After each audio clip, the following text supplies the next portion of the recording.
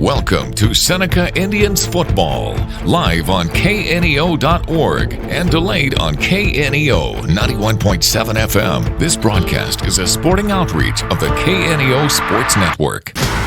You are now locked into the official pregame show of the Seneca Indians. This is your home for every sack. Flushed out of the pocket. Roman Miller's going to get to it. Taken down for a loss. The freshman comes up with a sack back at the 21-yard line. Interception. Calavich is trying to set up the screen. The Indians snuff it out. Calavich is going to scramble and is going to be picked off by Jackson Mars at the 38-yard line. And touchdown. Hoover looks over the defense. He's going to look to pass. He's going to look for the home run ball. He's got Altick wide open at the 20-yard line. At the 10, he makes a cutback. 5. Touchdown, Seneca Indians. Touchdown, Ethan Altick. Now let's join Seth Wilson, Ben Walcott, and Daryl Harbaugh live on location.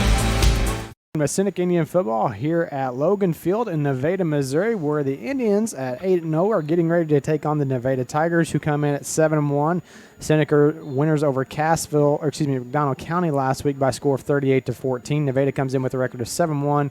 Their only loss being in the Silver Tiger Bowl 2 weeks ago against Lamar, 14-0. Earliest proof I have of these two schools facing off is 2006, so a pretty new matchup between these two schools. Seneca currently leading 9-4 in the win-loss record against Nevada Tigers. I'm joined by Ben Wolcott and Coach Daryl Harbaugh. And first off, Ben, we've come to the end of the regular season and matching up with another Big 8 West opponent, very tough Big 8 West opponent. This brand of football is definitely going to prepare you for the playoffs. Yeah, I think the right words for it is an immovable force meets an unstoppable object, or VAC, whatever that word is. And whoever is able, Nevada wants to run the football. Seneca knows how to stop teams that run the football. Whichever team is going to be able to do that better here tonight is going to come out with a victory. And when it comes to November, and if you're lucky into December, guess what you have to do? You got to be able to run the football, and that will prepare you for the playoffs here. And if you're Seneca, we'll get into this more as we get into the pregame show, but this is a very, very, very, very, very important game for Nevada. Not nearly as much, but a lot more on the line for the Indians. And Ben using three varies to emphasize how important this game is, big district implications, and we'll get into that in just a few minutes like Ben said. Coach, the weather not going to be really playing a factor tonight. Perfect football weather. It was in the upper 70s today. Probably going to get into the lower 60s tonight. Last time Seneca was on grass was against East Newton. May have some dew settle in here to make some things a little bit slick on the field, but the weather is perfect for October football and getting teams geared up for districts next week. That's true, Seth. It's just at East Newton we saw some of our kids slipping and sliding because they're not used to the grass, and maybe the sun goes down, we get a little dew, get a little moisture, but perfect night for football. You can't get any better than this. All right, we're going to send it back to the studio for a 1-minute break. We come back, we'll have more pregame show for you. Countdown to kickoff sponsors, People's Bank of Seneca and Prater's Pharmacy.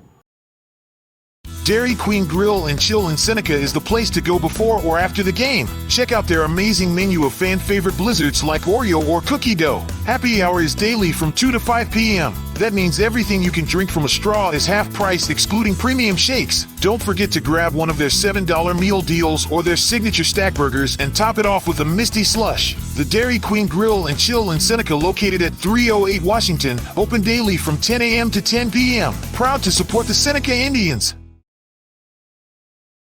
Happy Egg supports the family farmer because they've seen the difference a choice like this can make.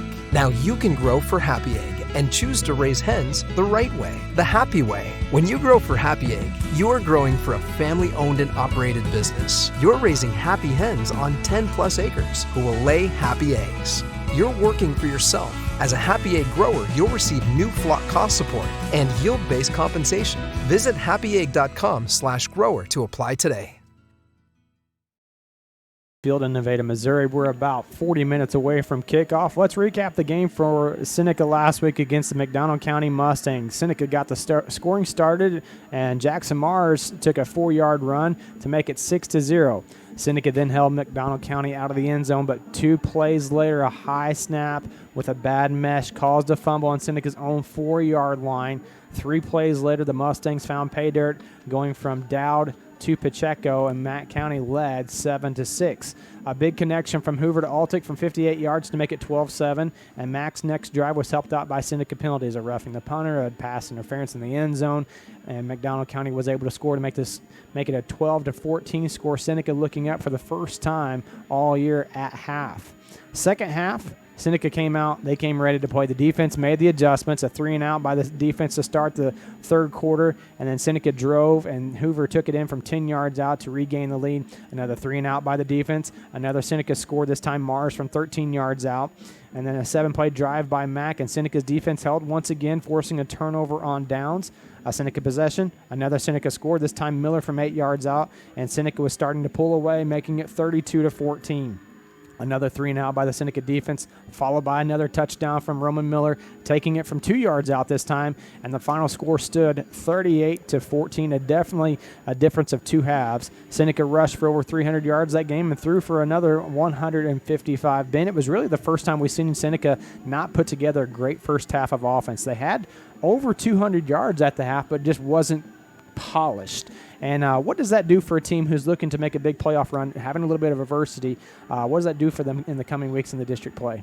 Well, I think it shows that you're going to face adversity sometime, and how do you respond to it? Really the first time all year, because I think even against Lamar they didn't have as much adversity as they did last week. And so it's just getting you ready, because you're going to go into games, once you get into district play, if you're lucky enough to get into the state quarters, state semis, you're going to find times where you're trailing. You're going to find times where things aren't going where they're going your way. And how do you respond to that? Seneca did an excellent job at the half. Coach told us last week, Coach Crane went in, he made some adjustments. Kids reacted to it well, and when you only give up 1 first down in 4 drives in the second half and you go 4 for 4, I think you took it very well.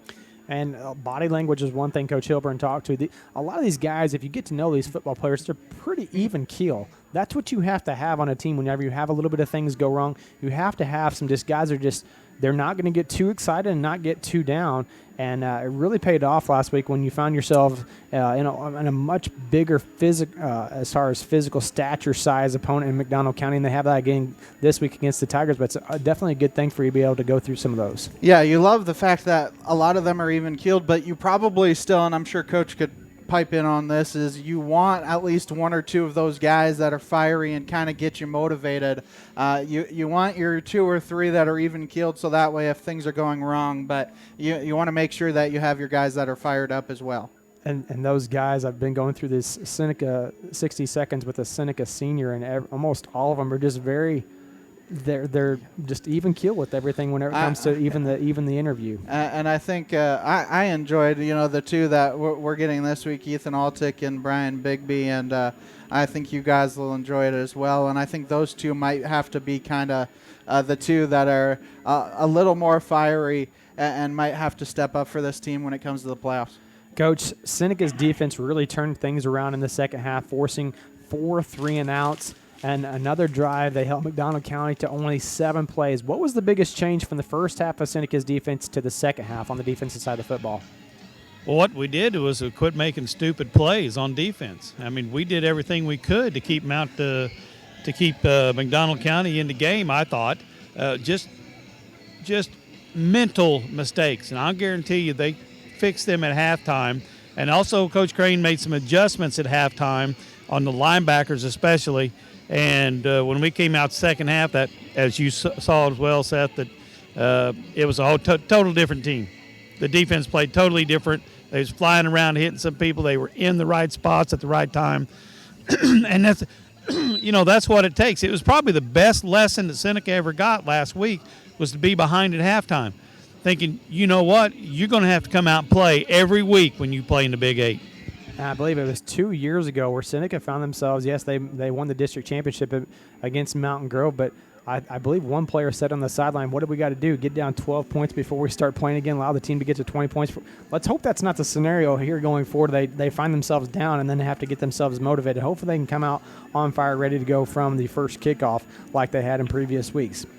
Penalties were a big factor against McDonald County. Several first-half drives were extended by Seneca, a roughing the punter, a defensive pass interference, a defensive encroachment, then a block. in the back negates a touchdown run also by the Indians, or a holding penalty. I think they called it a hold, but it may have been a block in the back. Either way, it was a penalty. It was a costly penalty that brought a touchdown back.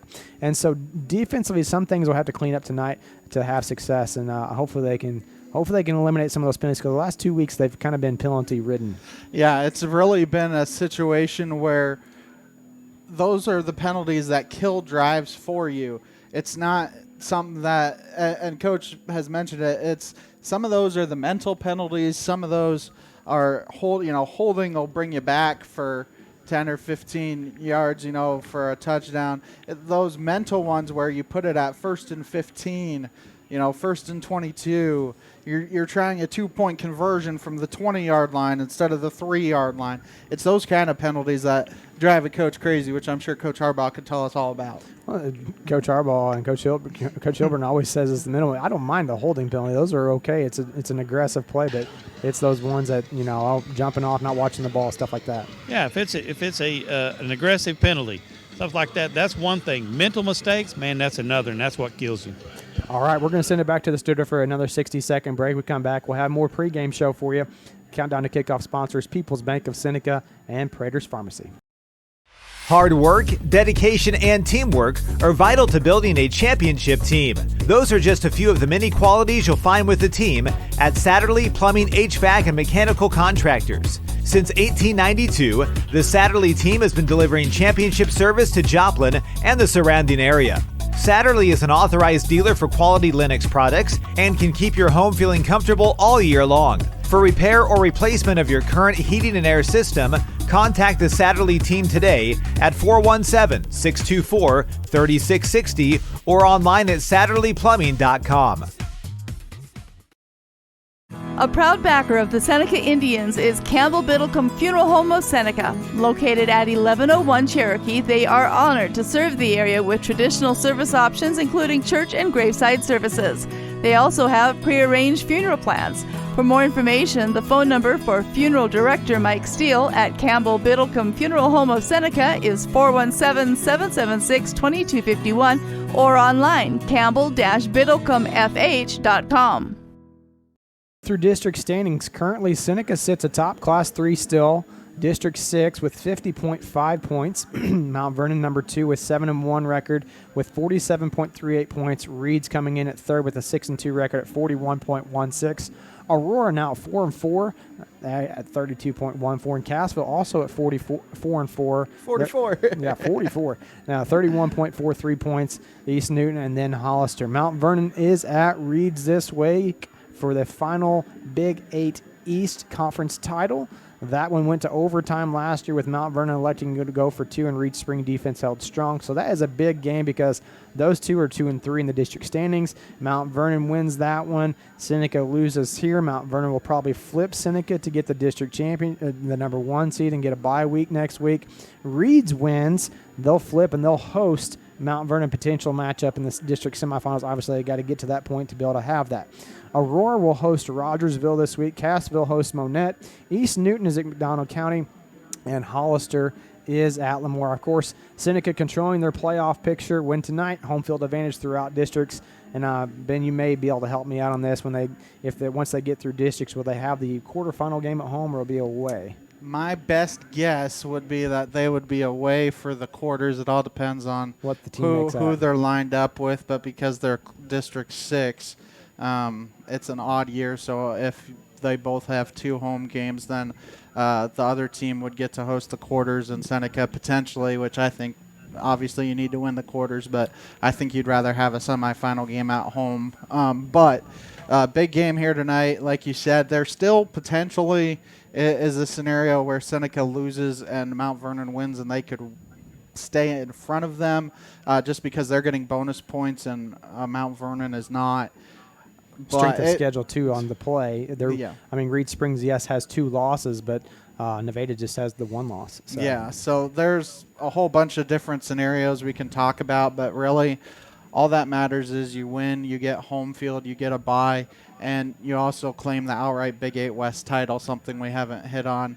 If Nevada wins, you split it 3 ways. So Seneca playing for a lot tonight. Nevada, thanks to some forfeits up in the Kansas City area, they've basically clinched the number 1 seed in their district. So they're playing for a share of that Big 8 title.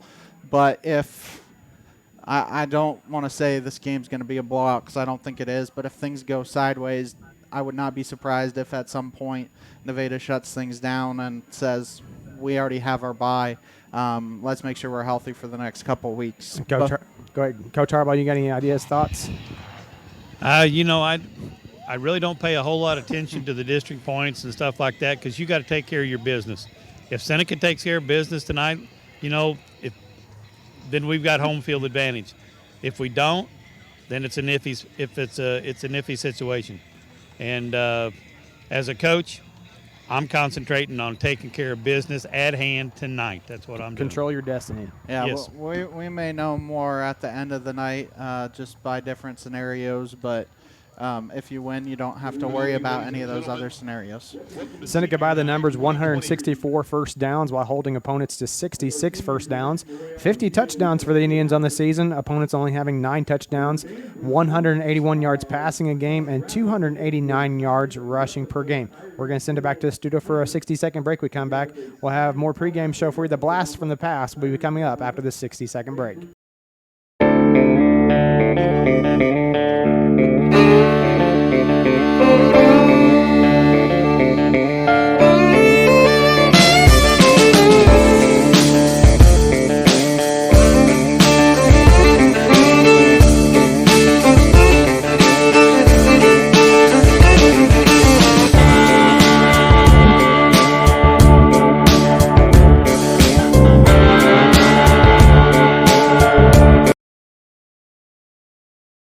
A sponsor of community broadcasting on KNEO, Southwest Missouri Bank and Neosho, serving the Neosho area from 2 locations. They offer personal banking services, including checking and savings accounts, home loans, and online banking. Learn more online at smbonline.com. Southwest Missouri Bank, an equal housing lender. Member FDIC, where their slogan is Southwest Missouri Bank, we can do that.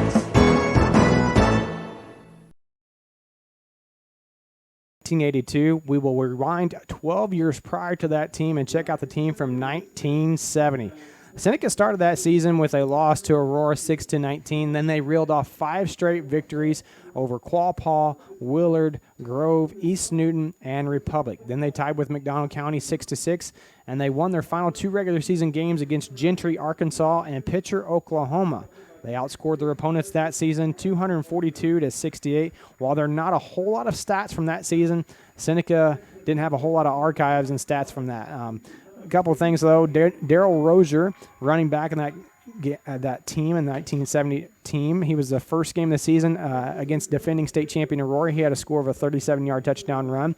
Dickie Fisher ran a punt back 60 yards against Quapaw in week 2. He also had a 71-yard touchdown run that game as well. Steve Kelly also had a touchdown run that game as well against Quapaw. Against Grove, Kelly went for 320 yards. He missed a couple games later on the season.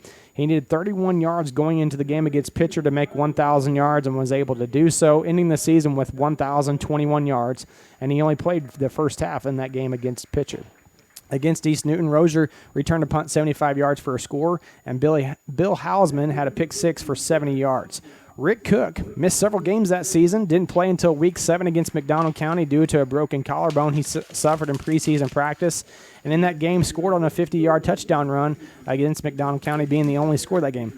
Other leaders from that 1970 squad, Tom Long at center, Bill Hausman at quarterback, Terrell and Farrell Malone at ends, Jerry Howard at linebacker, and Larry Bilkey at tackle. Seneca was an independent school that year, so no conference alignment, no all-conference teams. I was able to find any all-district or all-state nods for the Seneca Indians from the 1970, but we want to salute that team from the 1970, another great team in Seneca's history of tradition, pride, and class.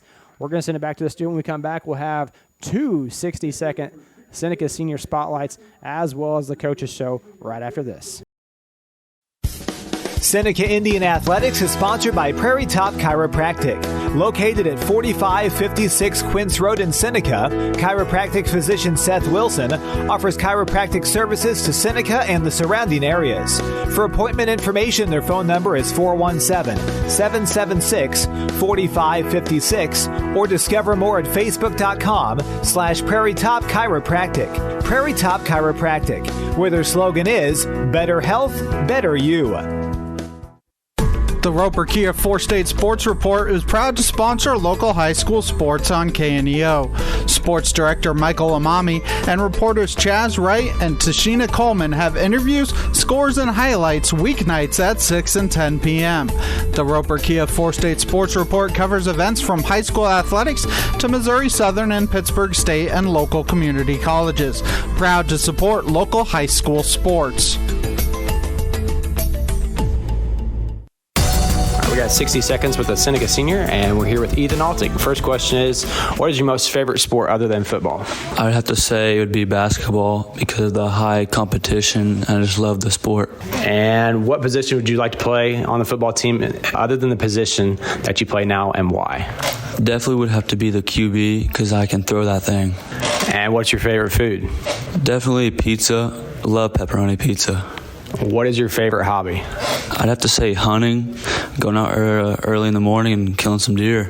And what is your favorite sports team? This can be college or pro or either one, both of them. College, I'd have to say Oklahoma, go Sooners. And who's your favorite athlete? I'd have to say the King, Michael Jordan. And what's your favorite subject in school? Definitely math. I really love equations. And what are your plans after high school? Go to college and get my law degree. Who is your biggest role model? Would definitely be my dad because how a hard worker he is. And what's your dream vehicle? Lamborghini. And what do you listen to pregame, or do you listen to any music? I don't listen to nothing. It's completely silence in my own head. All right, that's been 60 seconds with Seneca Senior Ethan Altig. For another 60 seconds for the Seneca Senior. We're here with Brian Bigby. First question is, what is your most favorite sport other than football?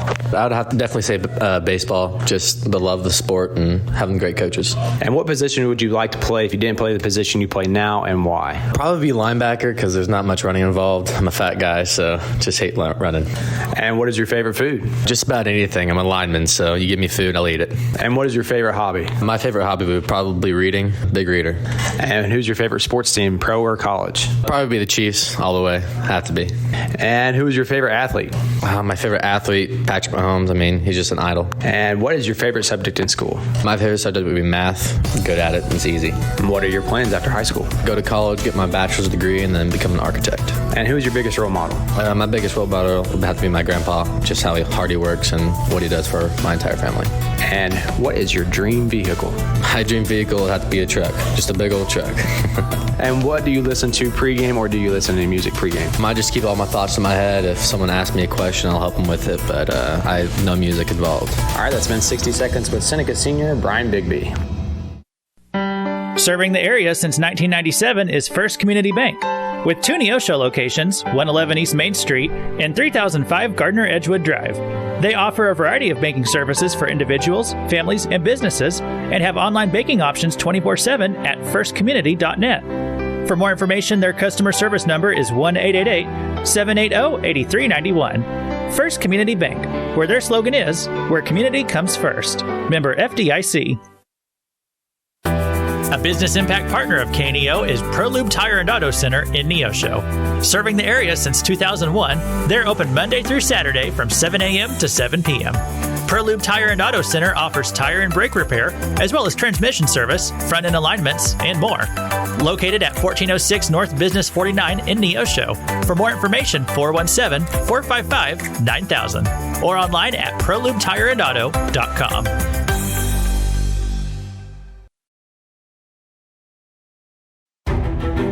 There are many of you, many all over the world, that are lost souls. Billy Graham. You're alive physically, but your soul, your spirit is separated from God. And as a result, it brings about all kinds of inner problems, inner tensions and frustrations, loneliness, emptiness, guilt, all these things as a result of that. We want something else. And we don't know what it is. What you want is God. You were made for God, and without God, you don't find the peace and the joy and the happiness and the pleasure that you thought you'd find. It's not found anywhere except in a relationship with God, because you were made for God. You can have a relationship with God today. Find out more at our website, findpeacewithgod.net. Findpeacewithgod.net from the Billy Graham Evangelistic Association. It's time for the Cody Hoburn Coaches Show. The Coaches Show is sponsored by Prater's Pharmacy and New Mac Electric. Now here's Seth Wilson and head coach Cody Hoburn. Seneca had to go through some adversity again this last week. Found themselves down halftime 12-14. You spoke about how the body language in the locker room was great and they were ready for the second half. What do those leaders do for you to build a winning culture, and how has that developed in your tenure here? Well, you go back to my first year, how many close games did we have to play? And there was a ton that year, and our current seniors were sophomores, and a lot of them were playing with that group. And I look back that first year to the district semifinal game where I think we went in down 13-0 at halftime to the number 1 seed Aurora, and I got the same vibe that night that I got this past Friday night, where we were focused and ready to come out, and we believed we can go out and get it done in the second half. And then you look at even last year in the district championship game, Mount Vernon jumps on us 14-0, I think, before I ever put my headset on that night. And our kids, they didn't panic, and I think it just comes with experience and playing in those games, and we were put in that situation again on Friday night, and our kids have been there before, and then they knew how to respond to it.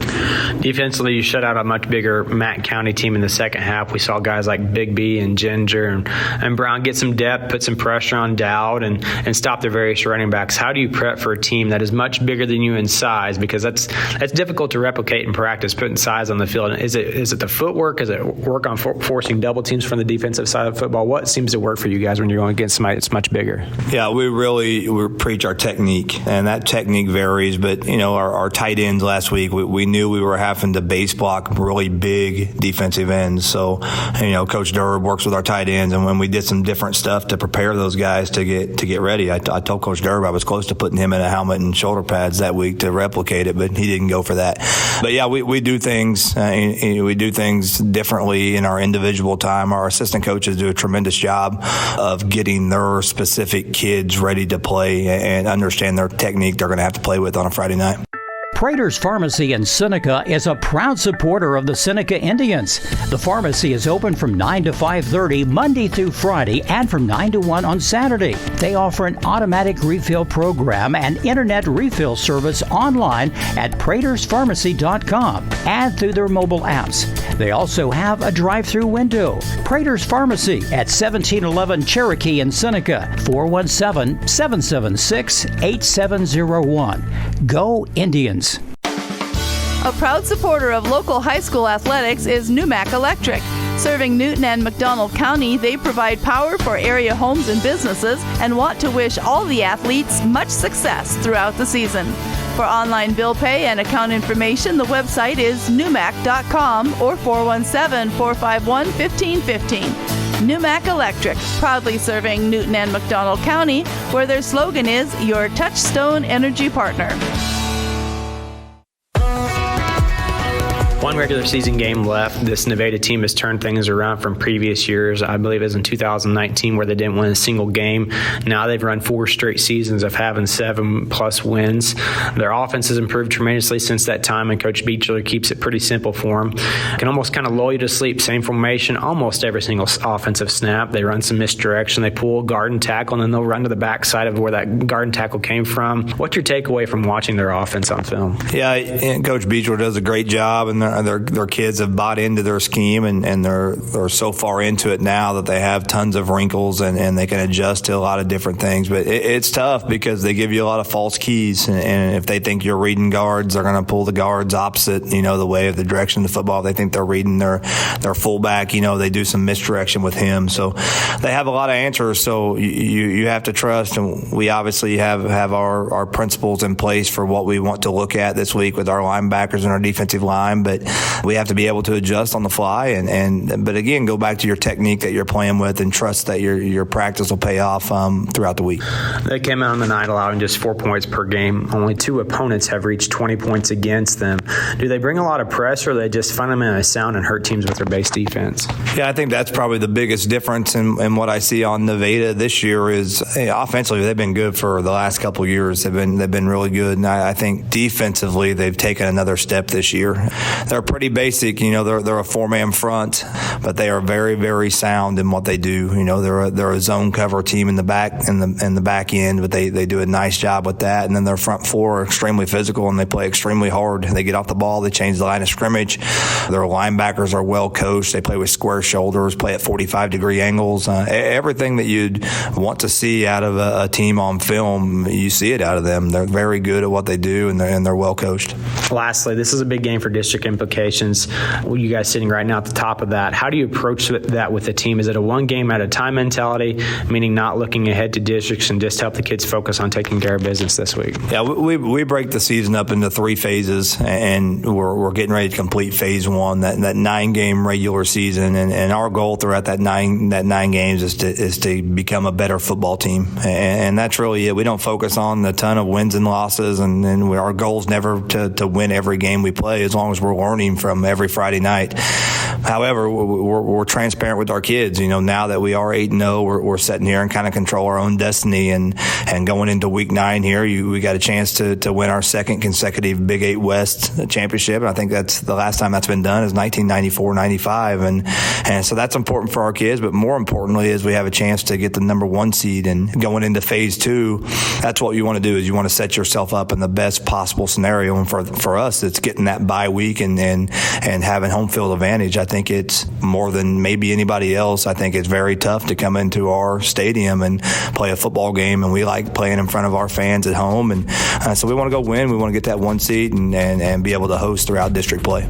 You've been listening to the Cody Hoburn Coaches Show. The Coaches Show is sponsored by Prater's Pharmacy and New Mac Electric. We'll be back with more Indians football after this on the KNEO and Seneca Indian Sports Network. People's Bank of Seneca is proud to support this portion of the game. They offer banking services including checking and savings accounts, CDs, and loans for individuals and businesses. They have locations in the Seneca and Joplin areas and are online at peoplesbankofseneca.com. People's Bank of Seneca, proud supporters of the Seneca Indians. Member FDIC and equal housing lender.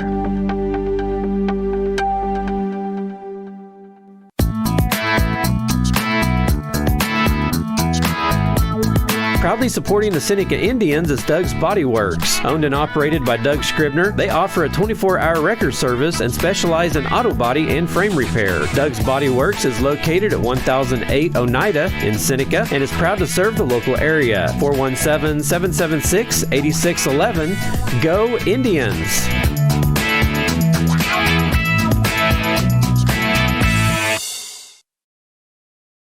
Nevada Tigers. Seneca on the road this week. Nevada got the better of the Indians last year, 49-14. Nevada, of course, boasts the big Coach Prime commit and Taylon Chandler at left guard. Talon, excuse me. He hopes to follow in former Webb City offensive lineman Beebe, who's also playing and getting reps at Boulder.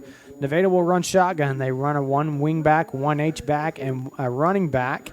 They like to lead block with the guard, tight end, or guard, tight end, guard, tackle. They like to lead block. They like to get out in space with their big linemen. They like to pull is basically the gist of their offense.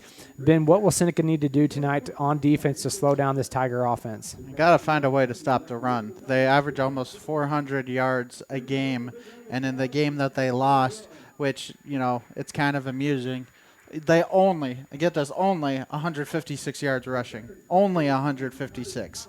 So even in games where they've lost, which is only 1, they still ran the ball efficiently. Seneca, I read earlier this week, only averages about giving up 90 yards a game. So whichever one of these teams does it better, if Nevada runs the ball better, then Seneca can stop them. They're going to win. If Seneca can stop the run and make them pass, it could be a long night for Nevada. So it's going to be a fun one. I know that much. If you remember from Reed Spring, the coach Hilburn said, we know they're going to get their shots. We just got to be able to absorb the blows and keep playing our game, and I think that's kind of what they've got to do tonight. Nevada's going to get their rushing yards. They are. Against Lamar, you said it was 150. Somewhere they're going to get something like that, and they've got to be able to withstand those blows. You've got to be able to withstand the haymakers and just keep battling, because it's going to be a 12-round knockout fight, I think, 4 quarters essentially. And so you said, basically it's who's going to deliver the knockout blow and win. I mean, it's a prize fight, and the team that has the best shot there at the end is going to win. I think if Seneca can kind of loosen them up and run the ball and also pass the ball, Seneca's got a good chance of winning. But if they can't stop the run and Nevada does a good job of stopping the run on the other end, it's going to be a long night for the Indians like it was last year. Seneca, I will say the one thing for them, going for them this year, they were in the same exact position last year, and they laid an egg. Those guys that were juniors last year remembered what happened, and I don't think they're going to let that happen again this year. Yeah, I think they'll be more prepared than what they were last year against the Nevada team, and hopefully Coach Crane, Coach Hilburn has all those guys prepared and ready to play against this Tiger offense that can be very explosive. Defensively, they're big as well. They run a 4-man front. They'll sometimes walk up their outside linebackers to almost a defensive end position at times, basically looking like a 6-man front. Their offense has always been impressive, like Coach Hilburn said, but now their defense has solidified things even more so than years past, making them a well-rounded team. Coach, what do you see from Nevada on defense that Seneca will have to be prepared for against tonight? Well, Nevada is big up front, and they do a good job. Their linebackers fill the holes very well. Their defensive line is hard to move, and their secondary cover the pass well. I mean, they don't hardly get to practice against that, and sometimes that can hurt them, but they do, and they are solid everywhere you look, up and down that defensive line and in the secondary and the linebackers. Seneca's going to have a tall order today if they want to master, if they want to try to break through. All right, we're about 9 minutes away from kickoff here at Logan Field in Nevada, Missouri. Countdown to kickoff sponsors, People's Bank of Seneca and Prater's Pharmacy. We're going to send it back to the studio for a 60-second break. Inspo break. We come back, we'll have to keys to victory and key players here on the KNEO and Seneca Indian Sports Network. Isn't it a terrible thing to be lost? No matter how on track you may think your life is, eventually, we all realize we are lost. Jesus told us that He was the way, the truth, and the light. If you would like to speak to someone right now about finding your way in life through a relationship with Jesus Christ, just call us at 888-NEED-HIM or chat with us at chataboutjesus.com.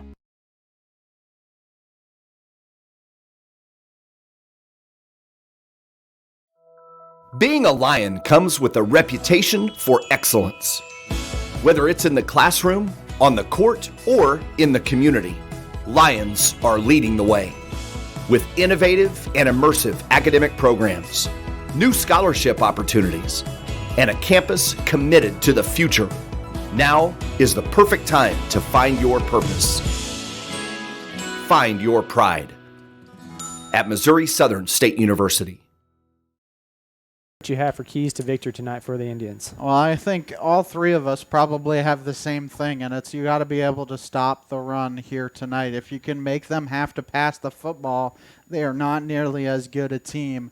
And so if you can score 2 or 3 times, get them behind the ball, and just like when Seneca, Coach Hilburn last year, it hasn't been a factor this year, but, he wants to run the ball first and then pass off of the run. When you can't do that, and you have to pass the ball, things become it becomes a long night for you. So I think that's the key tonight is get them out of what they're normally able to do. And with those keys, I think your key player tonight, and I think Coach is probably going to hate me for picking this, but it's Hagen. He talked about trying those ends crashing down. Hagen Ginger is going to have a very good night if Seneca is going to pull out a victory. And, Coach, what do you have for keys to victory and key players for the night as the Seneca Indians run across in front of you there? Well, it's just like I think Lamar game was pretty well indicative of what's coming up tonight. They're solid on defense and defensive front. You're going to have to loosen them up by throwing the football. And, Hagen, the tight end, may have to have a couple catches tonight to loosen that defense up. He's going to have to block down hard, pick up linebackers, but he's also may have to make a catch or two. Ethan Altick, Blake Hearn, Blake Skelton, and those boys are going to have to turn that defense, turn the secondary, play good in secondary and also get some passes deep downfield. Well, Ben just said a while ago, it talks about if the run is not there, that's going to make for a long night. You remember against that Lamar front, one of the toughest fronts we've seen on the defensive side of the football all season long. Seneca was able to go to the passing game and really able to put some points on the board and extend Lamar's defense downfield. Yeah, it opened up a couple runs here and there. I mean, it wasn't the biggest night of rushing for the Indians, but they made up for the passing game. And again, when you take away a couple key plays here and there, Seneca maybe wins that game 35-7 instead of 42. Instead of it being a 28-14 game. And then conversely, if we look at the Lamar Nevada game, the punt return late in the second quarter by Lamar, 60-something yards for a touchdown by Ian Googie, and then only one offensive touchdown the rest of the night. And Lamar was playing without Wilkerson and, for the most part, Hahn that game. Hahn played most of the game against us. Wilkerson played a little bit against us. And Seneca absorbed that blow. So it's going to be interesting to see how these two teams battle things out. Probably going to be a game in the trenches that's going to be come down to that. It will be very interesting. I think the first 5 to 10 minutes of this game is going to dictate what's going to happen, I think, here tonight. If you're Seneca, if you can go down, if you get the ball first, if you can go down and score quickly, all of a sudden this Nevada team may realize, we're in a game. If you're Nevada, you can take some possessions away by holding on to the clock, by running the ball and winding the clock as much as possible and take some possessions away. It could be a long night for Seneca. I mean, like we said, it's going to be a heavyweight bout here this evening, and like we said, a lot more on the line for Seneca than Nevada. Don't get me wrong, Nevada wants a chance to share the Big 8 West title, but they've already clinched the #1 seed in their district thanks to Grandview and Lincoln Prep having to forfeit, I think, a combined 8 or 9 games between the two teams, and so they're going to get home field advantage regardless if they win or lose. Seneca has a lot more to play for, outright Big 8 West title, an undefeated season, which hasn't happened in a long time here in Seneca, and a chance at a bye as well. Like we said, there are some scenarios, just like last year, where you could lose and still get the #1 seed, because Seneca lost last year, but they got helped by Reed Spring, and that Reed Spring loss is what gave Seneca the #1 seed last year, because I think we all were looking late Friday night last year, and they had put the Seneca game in, and Seneca had about, I think, a .12 difference over Mount Vernon without that game. If they had won, obviously they would have jumped us, but they lost, so Seneca was able to get the bye. So, and that Reed Spring Mount Vernon game we'll be keeping tabs on, because not only is it for the Big 8 title, but it also is going to prove who gets to host that semifinal game in 2 weeks. Both teams are going to bring out their max effort in that game tonight. Seneca captains for this evening, Gavin Hoover, Jackson Mars, Ethan Altick, and Brian Bigby. And for the Nevada Tigers, number 40, Henry Campbell, number 42, Tyler Longobardi, and number 15, Bryce Budd, and number 54 for the Tigers, Luke Anderson. Going back to the undefeated season, Seneca's had several opportunities for that. The last one they had was 1995 when they won the state championship, 14-0. They've had a couple 9-1 seasons coming down the last game where they've lost a couple. Yeah, the last regular season I caught that they were undefeated was 2002, so it's been a long time. We're going to send it down to the Coach Harbaugh as he's on the field with the referee, and he's going to have your coin toss tonight. Yeah, head referee David here and his crew. Let's call him Flip. He's already given instructions to the coaches, and they're gone. So now they're going to give, of course, the visitors team get the chance to call.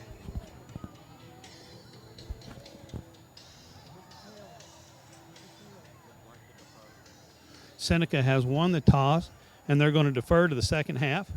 There you go. Seneca will be on defense to start the game. Seneca wearing their all-white uniforms, white helmets, white tops, red numbers, white bottoms, and Nevada wearing their maroon uniforms, a gray helmet, maroon top, maroon bottom, and a whitish gray numbering. Seneca will be going left to right across your radio dial, so they'll be kicking left to right across your radio dial. They'll be on defense to start this much anticipated matchup between these two schools. Your countdown to kickoff sponsors, People's Bank of Seneca and Predators Pharmacy, and we're a minute away from having the kickoff here at Logan Field in Nevada, Missouri. And Ben and Coach, it's one of those games where you just kind of you don't know what to expect. Yeah. You know, last year Nevada coming down to Seneca.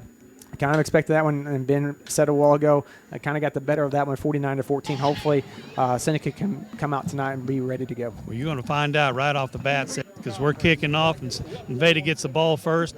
We're going to find out if we can handle their offense and see if we can stop the run game.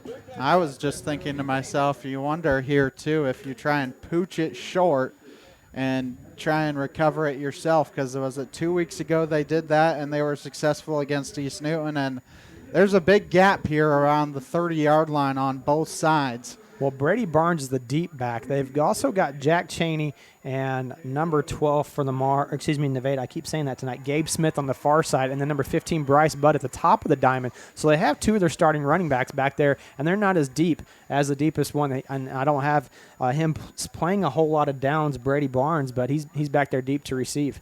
10 more seconds still on the clock as Morgan Vaughn's already got his steps, and they're going to have to reset the clock to 12 once it does get down to 0. Oh, yeah, these boys, both sides, are ready to play football. They've been looking forward to this game all year. And you know, going into the contest, I think this was a game circled before the season.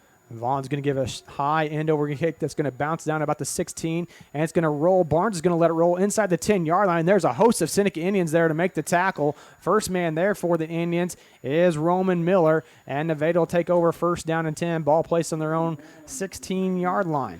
Yeah, good job there by the Indian special teams, and a little bit of a mistake there by Nevada letting it roll as much as they did, because it cost them about 4 or 5 yards, and the Seneca defense could cover. And look out for Talon Chandler. Chandler pulls a lot.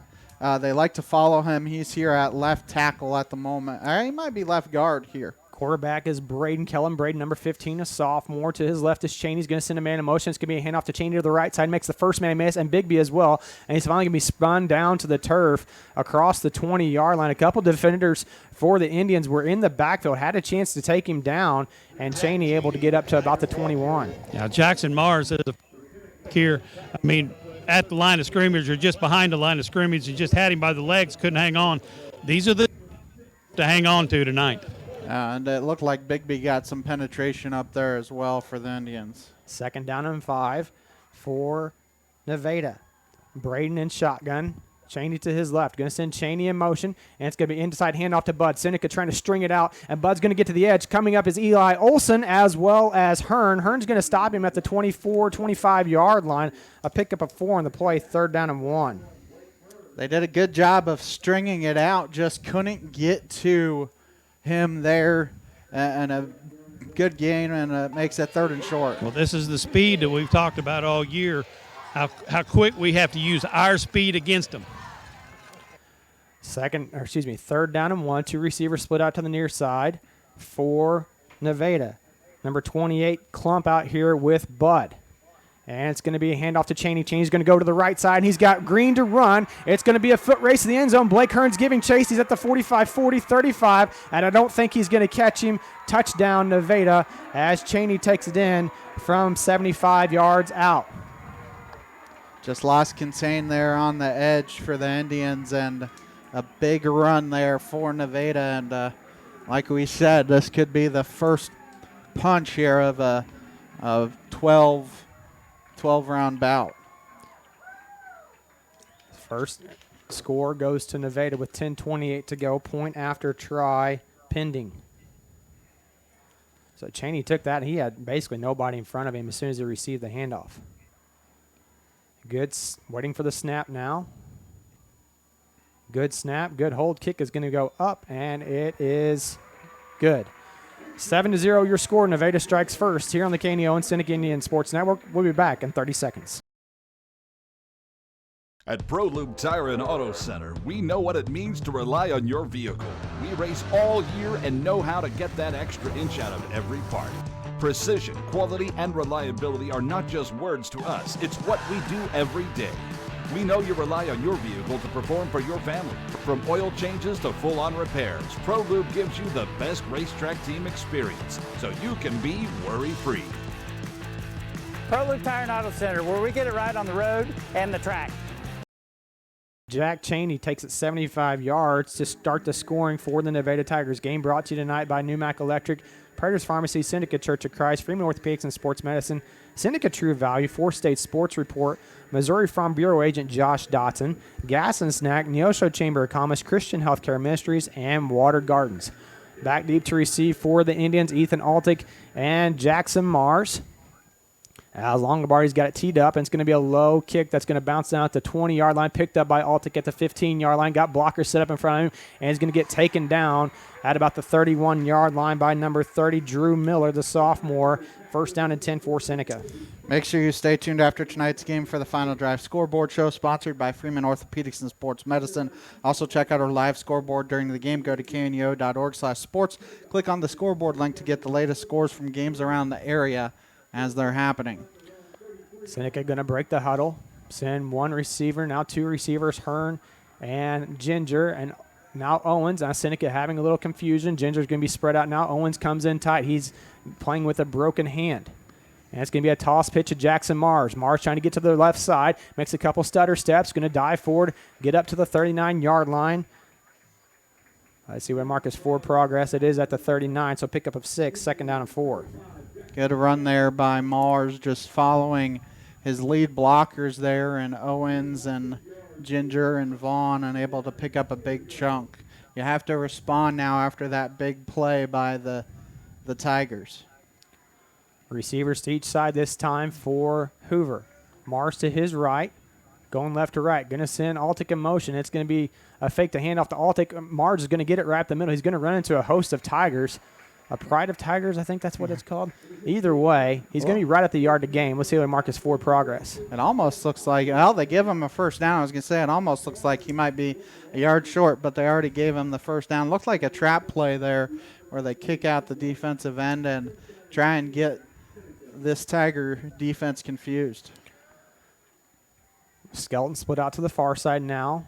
4 defensive linemen and outside linebackers walking up to make it look like a 6-man front. And it's going to be a handoff to Mars right up the middle. Makes a first man miss, still on his feet, lowers his shoulder, gets across midfield to the 49-yard line. Finally brought down by Bud. And a pickup of 8 on the play, second down and 2. So now Seneca just saying, hey, you guys can run the ball. We can run the ball just as well here. Yeah, we're getting some movement up front. Our interior linemen are moving their interior linemen, doing a good job. Trying to take away the outside with those outside linebackers walking up like they are, so they're going to have to win the battle right up the middle. Owens checks in. Now it's going to be Hoover running to the right side. He's going to lower his shoulder at the line to gain. He's going to reach out and have enough to the 46-yard line to pick up a 3, first down and 10 for the Indians on Hoover's run. And Hoover is going to have to be a big factor here tonight, whether it be passing or running, because they're going to have to key on him here this evening. First down and 10, Seneca, 8:23 to go here in the opening quarter. Seneca trailing 7-0. Hearn going to be split out to the near side. Skelton to the far side. And it's going to be a handoff to Mars to the left side. Good lead blocking by Morgan Vaughn. And Mars is going to get stood up at the 45. And he's going to get maybe 1 yard on that carry. Yeah, it looked like a linebacker was able to come over and grab him there after a yard carry. Oh, we had a double team on the outside, but the two guys working have that defensive end and linebacker, and they didn't pick up the linebacker. Second down and 9. Skelton and Vaughn split out to the near side now. Eli Olson to the far side. Safety playing deep, standing about the 32-yard line. Ball placed at the 45. And it's going to be Hoover running to the right side. He makes a cut at the line of scrimmage, and he stays on his feet, fighting for extra yardage. He's going to get to the 42. So pickup of 3 on the play, making it third down and 6. Really the first big third down play here for Seneca. Third and medium here for the Indians. You probably got 2 downs to try and get it. Do you try and run one of those short out routes? Blake Skelton has been a favorite target of Gavin Hoover's when he needs those 5 yards out routes. You have plenty of space here on this near side as well. Owens, Ginger, and Altick split out to the near side. Nobody covering up Ginger right now as the linebackers looking in. They're going to run the option play. It's going to be a pitch to Mars. Mars going to cut to the outside. He's at the 40 penalty flags, thrown in the area of holding. Mars going to get down to the 25, but it's going to come back. Yeah, holding on Ginger. And they had the penalty marker all the way back here at the 46-yard line. The penalty marker should be about the 40, if anything. Maybe 41, 42-yard line. The side judge called it there, and We'll see, because if it's from the 46, that's going to make it third down and 16. Third and 20. Oh, 20, yes, correct. And these are the kind of things that coaches get frustrated by, because a big third down conversion and now you're way behind the sticks. Well, and it's one of those two where you're right there in front of the bench, and they're going to call that. Run it to that side. The coaches are wanting the flag, and sometimes maybe they felt a little bit of pressure to throw the flag. They're trying to get situated here. The ball should be placed at the 44-yard line. And it is. A loss of 10 on the play. Well, actually more than that, but it's going to be third down and 20. Two receivers to the far side with Hearn and Skelton. Hoover looking over the defense. And Nevada just playing solid defense downfield. They're going to throw that quick hitter to Skelton. He goes up over the top of the defender and makes the catch at the 41-yard line. Still going to be short, about 5 yards short of the first down. But now it's fourth and manageable here for the Indians. You obviously have to go for it, but you get a big chunk of it back. He just found the soft spot in the zone and went up and grabbed it, and now you have a very good chance of converting here on fourth down. Do you think they maybe were looking for the hook and ladder because he had his back? Almost looked like he may have been trying to toss that. Yeah, well, it's a good thing he didn't. Skelton and Altick to the near side. Olsen to the far side. Fourth down and 5. 6 minutes to go here in the first quarter. Seneca trailing 7-0. Seneca looking over. Going to send Mars in motion. And it's going to be a fake to Mars. Now he's going to throw the home run ball to Ginger. Ginger hauls it in at the 20-yard line. First down, Seneca on the fourth down and 5 play. Ginger from the tight end spot gets enough all the way down to the 14-yard line. And he did a great job of holding it onto it there at the end. They were trying to rake it from him there at the end. You'll see it there on the replay. He kind of bobbled it, but able to hang on. A big play for the Indians. That was just kind of one of those looking passes to the tight end. Mars kind of faked him out, and he just went a go route, and nobody had him. 2 H-backs in, check in for the Indians now. Owens and Vaughn. Skelton to the far side. Handoff's going to be Vaughn right up the middle. Mars right up the middle. He's got a big hole, struggling for the end zone. Touchdown, Seneca. Touchdown, Jackson Mars, as he takes it in from 14 yards out.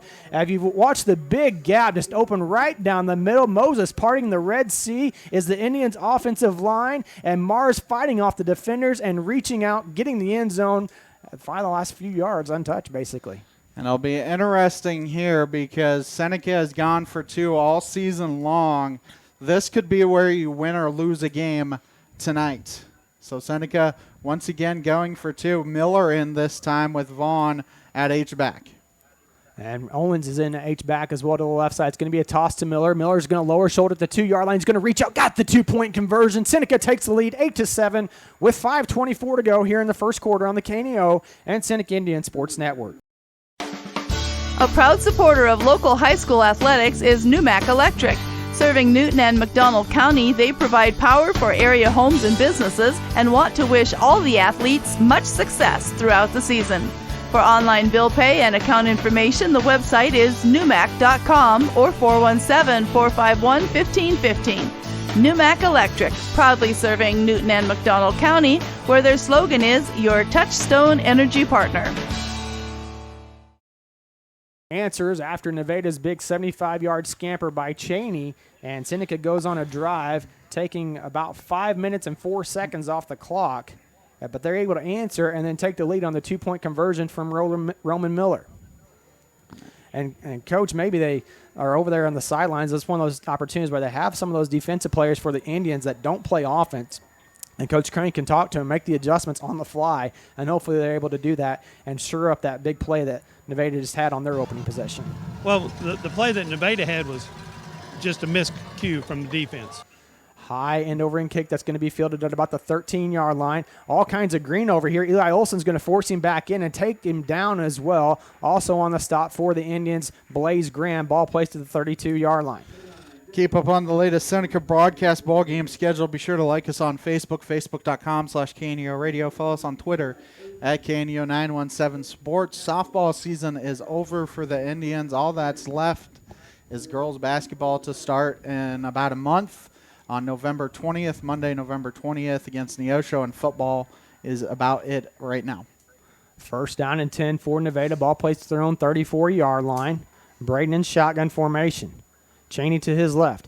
And it's going to be the reverse play. One man had him in the chance to get him in the background. That was Jackson Mars, but good job by the rest of the defense. Roman Miller and Jace Renfro taking him down at the 36-yard line. That was a play last year that hurt the Indians, and the Indians were prepared for it tonight. Yeah, it's kind of one of those counter trap plays where they hand off very quickly to that second back, and a good job there by the safety to come down and grab him after only a gain of 2. Bud checks out for Nevada. He was the one that received the reverse play. Now they got Robinson in at the wingback position. And it's going to be a straight handoff to Chaney to the right side. Hagen Ginger's going to wrap him down at the line of scrimmage and drop him. Maybe he got back to the line of scrimmage, maybe 1 yard. Nolan Napier there as well. Yeah, I was going to say, it looked like Ginger. Oh, I'm sorry. It's Nolan Napier coming in from the left side defensive end that time. So just a gain of 1 on the play. Ball placed at the 37. And now 3rd and long. Obviously, they love running the football. You got to watch those counter plays, that double handoff. Don't expect to pass, but also at the same point, you got to watch guys leaking out. Yeah, back out of the backfield can be devastating right now. Jacob Murray split out to the near side over here, as well as number 28, Klump. Braden looking over the defense, going to send a man in motion. It's going to be Robinson. Robinson's going to meet Roman Miller in the backfield. He's going to drop him for a loss as the sophomore takes on the senior and makes a big impact as Miller drops him all the way back at the 33-yard line. Yeah, he just shot through there, and there wasn't anybody to meet him. A big loss there by Nevada, and a very good answer here by the Seneca defense. But just like last week, you have to make sure you don't rough a punter. And they do that quick punt, too. So Seneca's defense will stay on the field as Braden is their punter. Their quarterback, punter, kicker, place kicker. He does it all for them as Seneca playing their base defense. Good snap. And it's going to be a high and over kick that's going to go over Eli Olson's head. And he thought about tracking it down. Don't touch it now. And it's going to take a Nevada Tiger roll all the way down to the 12-yard line. Seneca will take over first down 10 with 3:19 to go here in the first quarter, leading 8-7. But that was an excellent response there by the defense. After giving up a big play, you go down and score, and then you force a 3-and-out. So a big job there defensively for the Indians. Now see what they can do offensively as they are starting deep in their own territory. Last week it cost them on one play. You can't afford that once again here this evening. A 9-play drive last time, taking 5 minutes. Seneca going to open up with an empty set, 1 receiver to the near side, 3 to the far side. Hoover going to send Altic in motion. It's going to be a jet sweep to Altic. Altic's got room to run on the left side. He's at the 20, staying on his feet, almost able to break the tackle. One guy stopped him. That was number 12 for Nevada, Gabe Smith. Smith just basically saving the touchdown. Altic was almost able to wiggle free. Now one-on-one there. Good kick-out block there by the Indians, and some much-needed yardage there to get them out from their own side of the end zone. And it seems like almost every team this year has had trouble stopping that jet sweep. Well, they look like, I don't know what Nevada's in, but they're in a 3-deep zone, and you look for, that's the reason they ran 4 verts a while ago with Hagen being right down the middle and nobody over top of him. 2 receivers split out to the near side with Hearn and Skelton. Now Seneca, I believe, has called the timeout. We'll step aside for 60 seconds with 2:35 to go here in the first quarter. Seneca leading 8-7 on the KNEO and Seneca Indian Sports Network.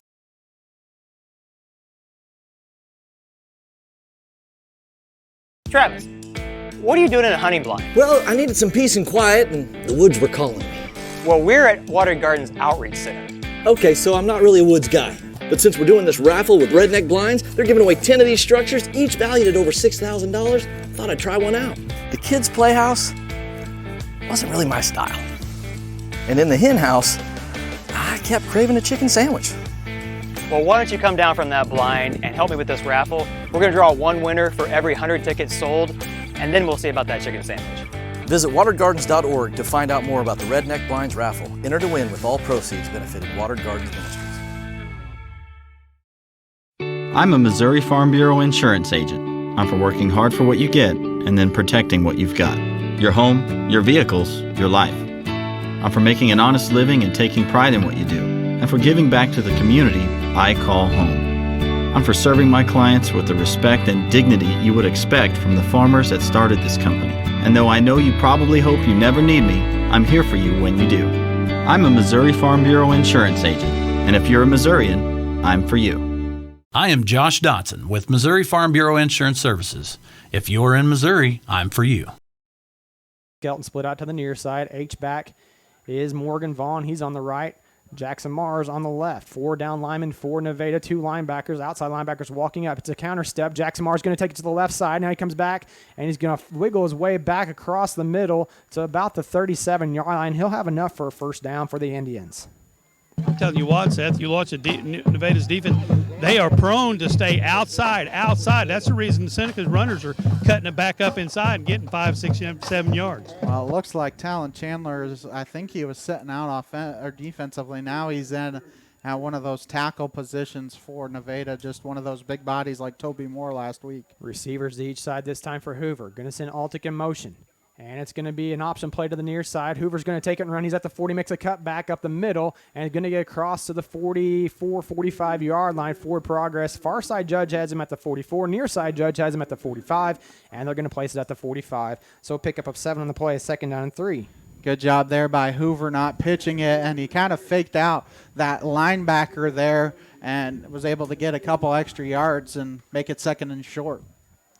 2nd down here for the Indians after the 7-yard pickup. Hoover offense looking to Coach Hilburn. Changing the play. And now Hoover's going to look to pass. He's throwing the screen to Skelton. Skelton's got it hauled in. He makes the first man miss. Still on his feet. He's going to get across midfield. He gets wrapped up awkwardly on his right knee.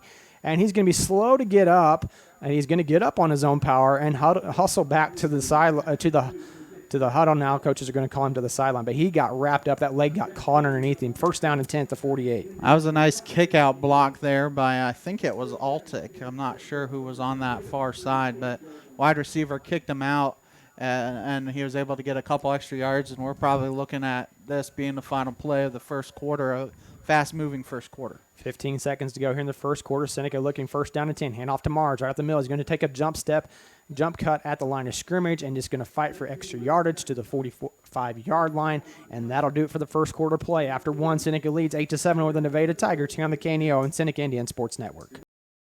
Hard work, dedication, and teamwork are vital to building a championship team. Those are just a few of the many qualities you'll find with the team at Satterley Plumbing, HVAC, and Mechanical Contractors. Since 1892, the Satterley team has been delivering championship service to Joplin and the surrounding area.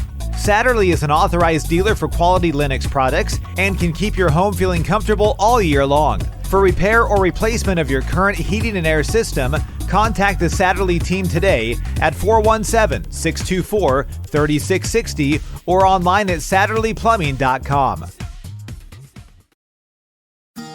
Hi, this is Jamie Lankford with Lankford Insurance at 910 Washington Avenue in Seneca, Missouri. My wife Terry and I are proud to serve our local area, and we're also proud to support the Seneca High School Pride Marching Band. Lankford Insurance specializes in life, agribusiness, commercial, and personal insurance needs. Please stop by and see us at our office or call us at 417-776-LIFE or visit us at www.midaminsurance.com. Altic in motion, jet sweep to Altic. Altic's got blockers. He's going to make a cut at the 45, still on his feet at the 40, 35. Makes another defender miss, still on his feet at the 25, down to the 20, and finally brought down. Ethan Altic juking and jiving all over the place down there, making guys miss left and right. Good job there by Altic. That was more Altic than anything else, especially once he got past that first level. And Nevada having trouble once they get to that second level. You notice how Ethan, when he came out here, set the defender up so that the offense could block him. That's key. That was a great run from Altic. 27-yard pickup for the Indians on that carry. The first play of the second quarter. Seneca in the red zone now. Handoff to, Hoover's going to keep it right up the middle. Lowers his shoulder at the 15-yard line. Going to get stood up, and a wall of defenders. Finally, forward progress is going to have him stopped at the 14, I believe. Pick up a 4, 2nd down and 6. And like we said, Hoover's going to have some of those tough carries because if they start keying on Mars, Hoover can get some of those gains himself, and you'll take those 4 or 5 yards a carry. All right, now those two players have combined for 12 of Seneca's 14 carries. Second down and 6. Has the other two. 2nd down and 6. Linebacker walking up to blitz, and the right guard move. That was Nolan Napier. He knew it too. Linebackers called it. False start, going to march him back. Make it 2nd down for the Indians and long. Yeah, back to 2nd down and about 10 here, or about 11 for the Indians. And those are the mental mistakes that drive a coach crazy because they'll take the holding calls because it's kind of a physical play. It's those mental mistakes that drive a coach crazy. 2nd and 11 here for the Indians. Ball placed at the 19-yard line. Seneca looking over the defense. Handoff, no, it's going to be Hoover looking to run. He's going to get flushed out of the pocket, looking downfield. He's got Hagen Ginger wide open in the back of the end zone. Ginger, in and out of his fingertips as Ginger was wide open. He had him there. Gavin Hoover did a good job of just scrambling because the linebacker came from that backside. He looked up and he had a linebacker in his face, sidestepped him, and was able to send it down. Maybe a little bit too much air for Ginger. Well, I think Hagen saw a little bit of footsteps as well because he got blasted by the linebacker, and there was 4 defenders around him, but probably one he would say he would need to come up with. Close was in line. Skelton and Altick split out. That's Hearn split out to the near side. And it's going to be Hoover looking to run right up the middle to the left side. He's got blockers set up in front of him. He's at the 10, lowering his shoulder, trying to reach out to get the first down. He's going to be about 2 yards short. But a nice run there by Hoover. Quarterback draw, and they weren't expecting that. And now 4th and short here for the Indians, and you have the playbook wide open. And, Coach, you're down there right on. Do they need to get to the 8 or the 9-yard line? They got to get to the 8-yard line. They're a yard and a half shy right now. So a 9-yard carry for Gavin Hoover. 10 minutes to go here in the first half. Seneca with their 2 H-backs in now. Watch Hoover, just a straight quarterback run. And it's going to be a handoff to Mars. Mars to the left side. Right side, he's going to lower his shoulder. He's going to have enough for the first down. I believe he's down to the 7-yard line. First down and goal for Seneca. Needed 2, got 3. That's all that matters. As long as those numbers are bigger than the ones you need to get, that's perfect. Just barely. Yeah, I mean, they did a good job of forcing him out, and Mars is a hard guy to get down on first contact. And right now he's being very patient, letting the lineman make the opening for him so he can go right through it. 2 H-backs in now for the Indians, Owens and Vaughn. Skelton split out to the near side. And it's going to be a handoff to Mars, makes the first man miss, lowers his shoulder. Taylor Chandler's going to wrap him up at about the 7-yard line. No gain on the play. Chandler a little bit bigger than Mars. Not much, though. Just a smidge.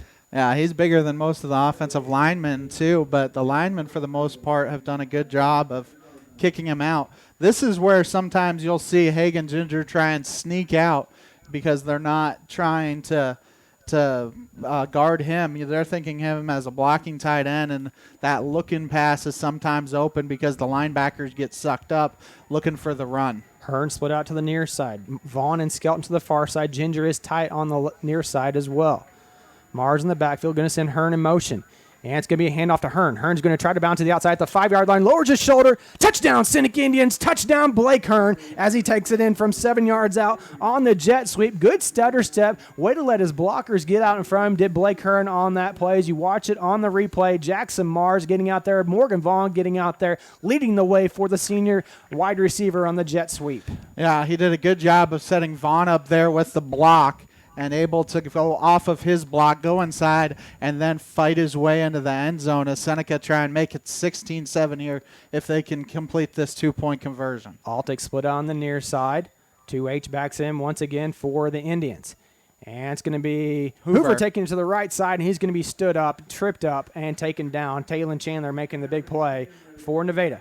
14-7 your score. Seneca leading with 8:34 to go here in the first half on the KNEO and Seneca Indian Sports Network. We'll be back in 30 seconds.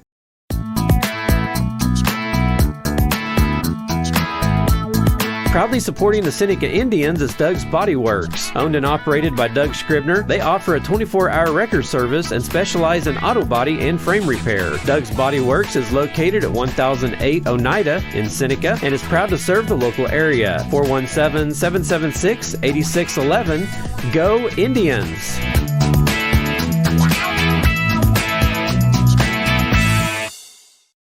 Yard touchdown run. Seneca leads 14-7. Game brought to you tonight by Southwest Missouri Bank, Neosho Daily News, Doug's Body Works, Prairie Top Chiropractic, Campbell Biddlecombe Funeral Home, The Big Nickel, Missouri Southern State University, and Marine Center Incorporated. Couple big drives there for the Indians to respond. You know, you give up a touchdown, you go score, you get a 3-and-out, and you get a touchdown. So a couple big drives there for Seneca to give themselves a 7-point lead. And now you've got to build on that. You've got your offense clicking. You've started to get your defense clicking a little bit. Now you've got to build off of it and keep going. And Reeds has a 7-0 lead over Mount Vernon early in that contest. Morgan Vaughn going to give a high and over end kick. That Bud is going to field at about the 16, that's number 12 for Nevada. And he's going to be taken down. Miller. The big hit by Miller as well. And the backfield is, I think that may be. That's Blaze. Blaze Graham as well. Yes. That's what I thought. I thought I saw a number 4 flying back there. I wasn't sure if it was Olson or Graham that came out to play.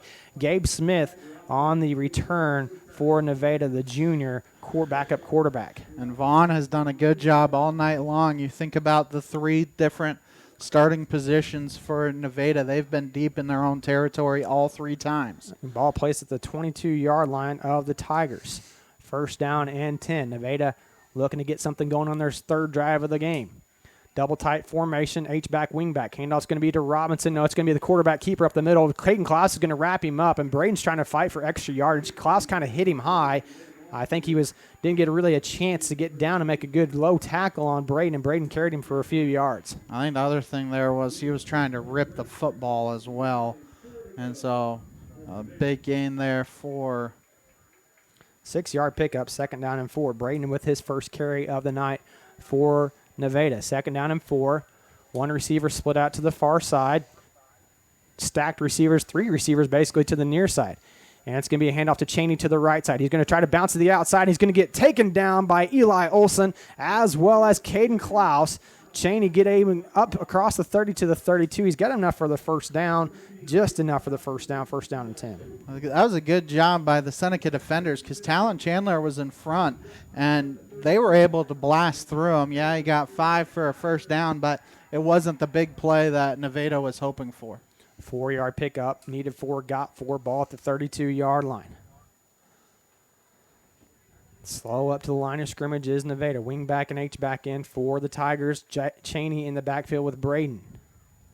And it's going to be a handoff to Cheney to the right side. There's a big scrum. He's trying to bounce to the outside. He's going to cut back in and does the Seneca Indians a favor as Jackson Mars waiting for him there. And he's going to stop him for about a 2 to 3 yard gain for progress to the 35-yard line. Well, they actually have him right around the 36, 35 and a half. So a ball linked over the 35-yard line, 2nd down, a pickup of 3. We'll call it 2nd down and 7. And he had all kinds of green on the near side if he could have got out of that scrum. And I'm sure the coaches will probably be talking to him about that play. See what happens here on 2nd down. 6:41 to go here in the first half. Seneca leading 14-7. 3 receivers stacked up on the near side, 1 to the far side. Cheney in the backfield. And it's going to be a handoff to Cheney to the right side. He's trying to get behind Chandler. Chandler's going to make an opening block, and then finish him off is Jackson Mars as Hearn had him in his grasp right at midfield. So they found something going with that little stacked formation. Hadn't seen that a whole lot yet tonight, and now Nevada's got something clicking and firing for him after the 15-yard gain by Cheney. Hearn did a good job of getting him down because he was getting stiff-armed up on the face mask as well. So he did a good job of getting him down without making a bigger gain because I think it was Klaus or maybe Olson that crashed a little too hard on that side. Klump split out to the far side as well as Robinson. 1 wing back in on the near side. And it's going to be a handoff to Cheney. Oh, no, excuse me, that's Smith once again. Smith coming in to spell Cheney, and he's going to be brought down by Caden Klaus and Jackson Mars. He's able to get up to about the 44-yard line and pick up 6 on the play. Right now, Nevada just doing whatever they want on offense. Talon Chandler is the lead blocker, and Seneca having a hard time getting off of him. A big body offensive lineman. Yeah, when you're committed to Colorado, I think you're doing something right. Smith still in the backfield. 2 receivers split out to the far side. 1 wing back in on the near side. And it's going to be Smith to the right side. And he's going to run into, I think that was Bigby. Bigby right there at the line to gain. The forward progress is going to be shy of the first down. And coming off the bottom of the pile, number 34, looked like he was in a little bit of pain, is Grady Stewart. Ball placed at the 41-yard line to pick up a 3, 3rd down and 1. See what Seneca can do here. This is where you got to look out for them trying to sneak a back out of the backfield or something because you have 4th down as well. 5 minutes to go here in the first half. Seneca leading 14-7. Now you see Smith widening out a stance and backing up a little bit as well away from Braden. Going to send a man in motion. That's going to be Robinson. Handoff's going to go to Smith to the right side. Eli Olson's going to take him down. He's got enough for the first down to the 38-yard line. And so I'll move the change for the Tigers. Go ahead. Everyone at the Neosho Daily News wishes the Seneca Indians good luck. Let's go get that win. So right now, Nevada just running the ball down Seneca's throat, and Seneca does not have an answer. 4:35 to go here in the first half. Game brought to you tonight by People's Bank of Seneca, Crowder College, Prelude Maintenance Center, Seneca School District, and SGA Unlimited. Split out to the far side is Desmond Robinson as well as number 28, Klump. One wing back in on the near side. Braden. Handoff. Going to go to Cheney. Cheney comes back in. He's going to be wrapped up. First man there was Bigby. Slowed him down enough. And then Napier, Vaughn, and Renfro finish him off. They're going to have his forward progress up to the 36-yard line. I'm not sure if he made it that far before he hit something. They're going to back it up a little bit to the 37. I'm a little bit more comfortable with that spot, Ben. Yeah, Bigby did a good job just kind of getting an arm on him and slowing him down and letting the cavalry come. Bigby has had a couple big plays, and he's going to need some more here. 3:48 to go here in the first half. Two receivers split out to the far side, and Klump and Robinson. Robinson moved a little bit. They're not going to call anything because they had a chance to set. And it's going to be a play action looking to pass. Roman Miller going to give chase. Ball's batted in the air. Chance for the Indians to pick it off, but it falls incomplete as he was looking for Cheney on the flat route. Had blockers out there as well. Number 42, lead blocker, Longobardi. And it's going to be third down. First passing attempt for Braden tonight. And it's 3rd and long now, so don't be surprised if they run the football, try and get, 4 or 5 yards, make it 4th and manageable. They had the ball closer to the 36 now on the incomplete pass. It was closer to the 37, and somehow it moved forward about a half a yard on that play. 3rd down and long, 3:32 to go here in the first half. Back to the regular formation of a wing back, H-back, tight end, and one back in the backfield. It's going to be an inside handoff. No, he's going to look to throw. All the men are covered up, and coming in to make the sack is Jackson Mars as he takes Braden down. Good coverage downfield by Eli Olson and Ethan Altick, and it's going to make it 4th down. Yeah, no gain on the play. The Seneca defense was not fooled as they were able to cover him here, and I think you still have to go for it if you're Nevada, but it makes it a much tougher get here for the Tigers. About 3 minutes to go here in the second quarter. If you can go down and score, you have a very good chance and get the ball back of getting a double possession, but you need to get a stop here. Big play in the ball game right now. Cheney checks back in. Robinson in at the wing back.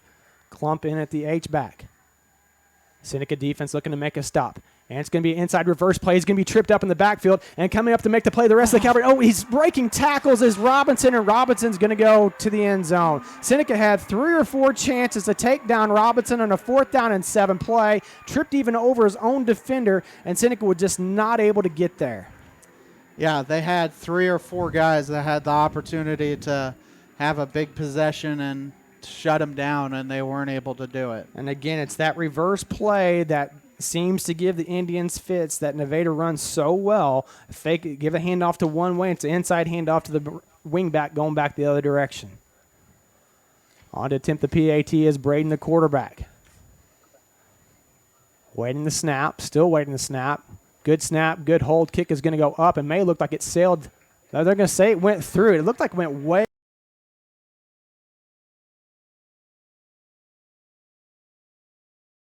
Prater's Pharmacy in Seneca is a proud supporter of the Seneca Indians. The pharmacy is open from 9 to 5:30 Monday through Friday and from 9 to 1 on Saturday. They offer an automatic refill program and internet refill service online at praterspharmacy.com and through their mobile apps. They also have a drive-through window. Prater's Pharmacy at 1711 Cherokee in Seneca, 417-776-8701.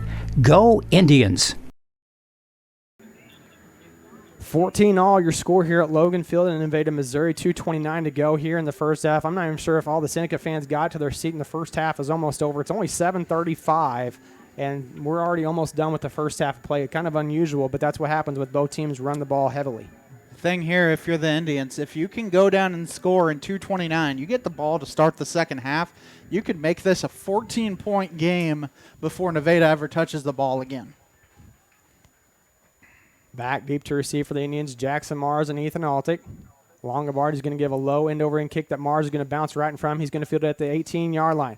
Got all kinds of green in front of him. He's going to lower shoulder at the 32-yard line. He's going to get across to the 36. Seneca will take over there. Seneca has 2 timeouts to work with, 2:17 to go on the clock, and they know how to run a 2-minute offense, so lots of time for the Indians to try and score. One play of 75 yards, one play of 36 yards. Nevada has 150 yards. You do the math. They've only got about 20 yards on their other plays, 30 yards on their other plays. Maybe my math's a little bit off. I don't know. I didn't do it. Anyway, first down and 10 for Seneca. Ball placed on their own 36-yard line. Trips to the far side. Empty set for Gavin Hoover. Hearn split out to the near side. Seneca going right to left. Cross your radio dial. Going to send Hearn in motion. And it's going to be a handoff to Hearn. Hearn trying to get to the outside. Mars blocking for him. He's going to run into contact at the 38, 39-yard line. He'll be stopped there. And Hearn's going to be slow to come off. He We looks got like a flag on the play, Seth. Maybe a hold on Mars, what they have that one as. Well, I don't know. It was thrown after the guy was tackled. And I wonder if it's a late hit because a Nevada defender. Yeah, shaking his hands. And so it is a late hit. It's a first down for the Indians. It's a personal foul. So I wonder if he was down and they jumped on the pile. I don't think I have the replay, but you see number 7 there kind of shaking his head. And so that made you wonder if it was on the Tigers, and it was. And so Seneca now set up over midfield as they'll be at the Nevada 46-yard line thanks to that personal foul call. So the only thing I can think of is late hit. Let me do my math now. 39 yards of offense for Nevada overall outside of 2 plays. 2 receivers on the near side. Hoover going to tuck it and run right up the middle. Got Mars blocking for him, lowering his shoulder, getting across to the 41-yard line. Ball initially placed at the 46 after the penalty flag of 15 yards. Seneca will have it second down now from the 41 of Nevada. And they're not going to be in any hurry here because you don't want to give the ball back to Nevada before halftime. But the big thing is you got to be able to convert and get some points out of this and go into halftime with the lead. Vaughn and Skelton split out to the near side. Eli Olson on the near side. And it's going to be an option play to Mars. Mars receives the pitch, takes a stutter step. Now he's going to reach out, and they're going to have him at the line to gain. They may go ahead and give him the first down, and they should stop the clock to move the chains. Well, and they're still letting the clock run. Well, they blew the whistle. And Seneca will call a timeout. We'll step aside for 30 seconds. We'll be back right after this. The Seneca R7 School District is proud to support the student athletes and coaches competing in this game. High school activities help students learn life values such as hard work, dedication, and teamwork. The Seneca R7 School District is honored to serve such a great community and wants to thank all the Indian fans for their great support. The Seneca R7 School District. Tradition, pride, class. First half, Seneca and Nevada all knotted up. Game brought to you tonight by Langford Insurance, Dairy Queen of Seneca, First Community Bank, Happy Egg, Satterley Plumbing, HVAC and Mechanical, and Lost Creek Wireless. Seneca looking at a third down and a half a yard to go. 1:10 to go. Only one timeout remaining, too, for the Indians. And it's going to be Hoover looking to throw. He's got the go right. He's got Altick. Altick's going to wait for it, and it's over his head. It went out of the end zone. There was no chance for for Altick to come up with that one. But by doing that there, you're kind of telegraphing what you're going to do on fourth down. 4th down and 1 for Seneca. You may see some big boys come in. You may see Owen come in. Usually this is where you have Owen and Vaughn at your H-back position, and that's what they do here. Skelton split out on the near side. Hoover, shotgun. Handoff, Mars. Mars going to run to the right side. He's got enough for the first down, and they're going to have him finally wrapped up and brought down to the turf at the 30-yard line. Clocks will stop momentarily to reset the chains. Although the clock is still running, they have not stopped the clock. They stopped it for about half a second. So first down and 10 after the 2-yard run by Mars. Hoover going to look to throw. Got all kinds of time. Stepping up in the pocket. He's going to throw a deep ball. That's going to be intercepted by Bud as he just put too much air underneath that one. Bud hauls it in from the 3-yard line. Hoover, I'm not sure if he was trying to get to Altick. He was trying to get it to Altick. Altick wasn't looking for the pass. Was part of the problem. Here now, if you're the Indians, though, it's going to be 1st and 10 at the 3-yard line. So Nevada 1-yard line. So they're going to have to be really careful, are the Tigers, because if you're Seneca, if you can stop them in the backfield, you still potentially can get some points out of this.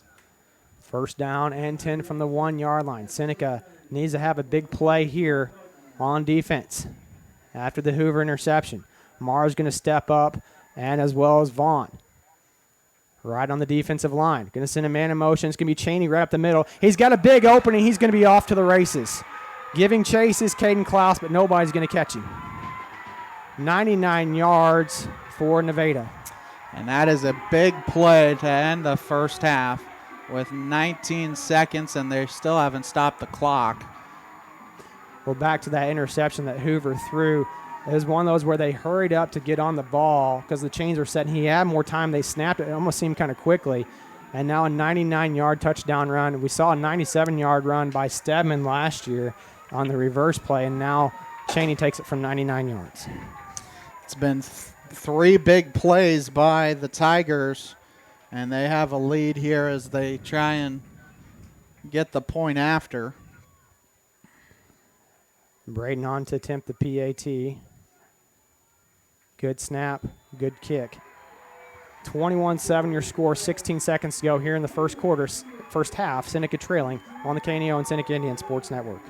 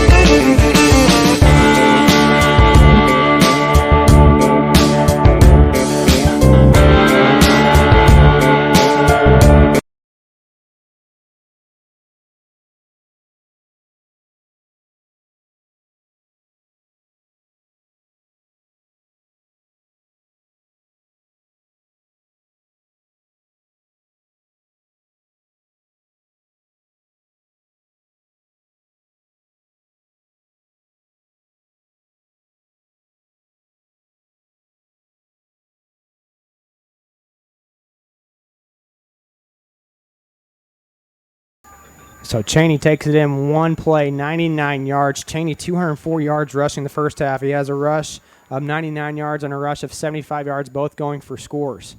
Low kick that's going to make Jackson Mars back up and take it at his 14-yard line, trying to let the wave of blockers set up in front of him, and Mars going to be brought down at the 34-yard line. 7 seconds to go. So you got about one play here for the Indians. You do have one timeout, so maybe potentially a shot up the middle here for Seneca to try and get you in Hail Mary range, but that's about all you can see here. We'll see what the Indians try and do to end the half.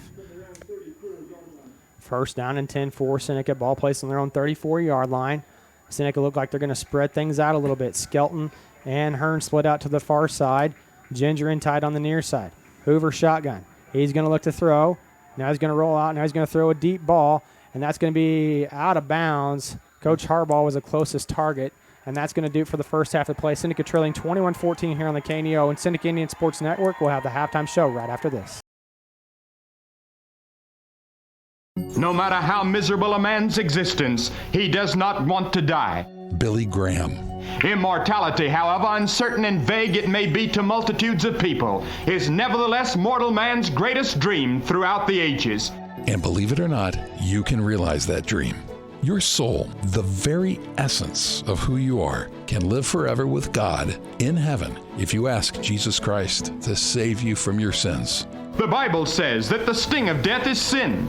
Jesus Christ conquered sin, death, and the grave, and is alive forevermore. This is the greatest truth that your ears can ever hear, that Jesus Christ died, but he rose again, that you too will die, but you can rise again into newness of life.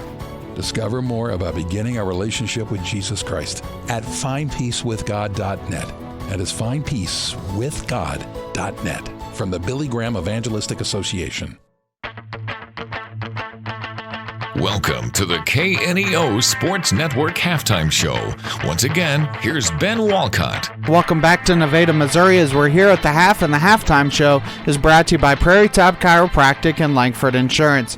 Coming up at the half, I'll talk with Seneca Athletic Director Rich Atkins about changes coming to the Big 8 Conference as part of our Indians Minute, and Adam Winkler will have an interview with a Freeman Sports trainer as part of our Freeman Sports Health Minute.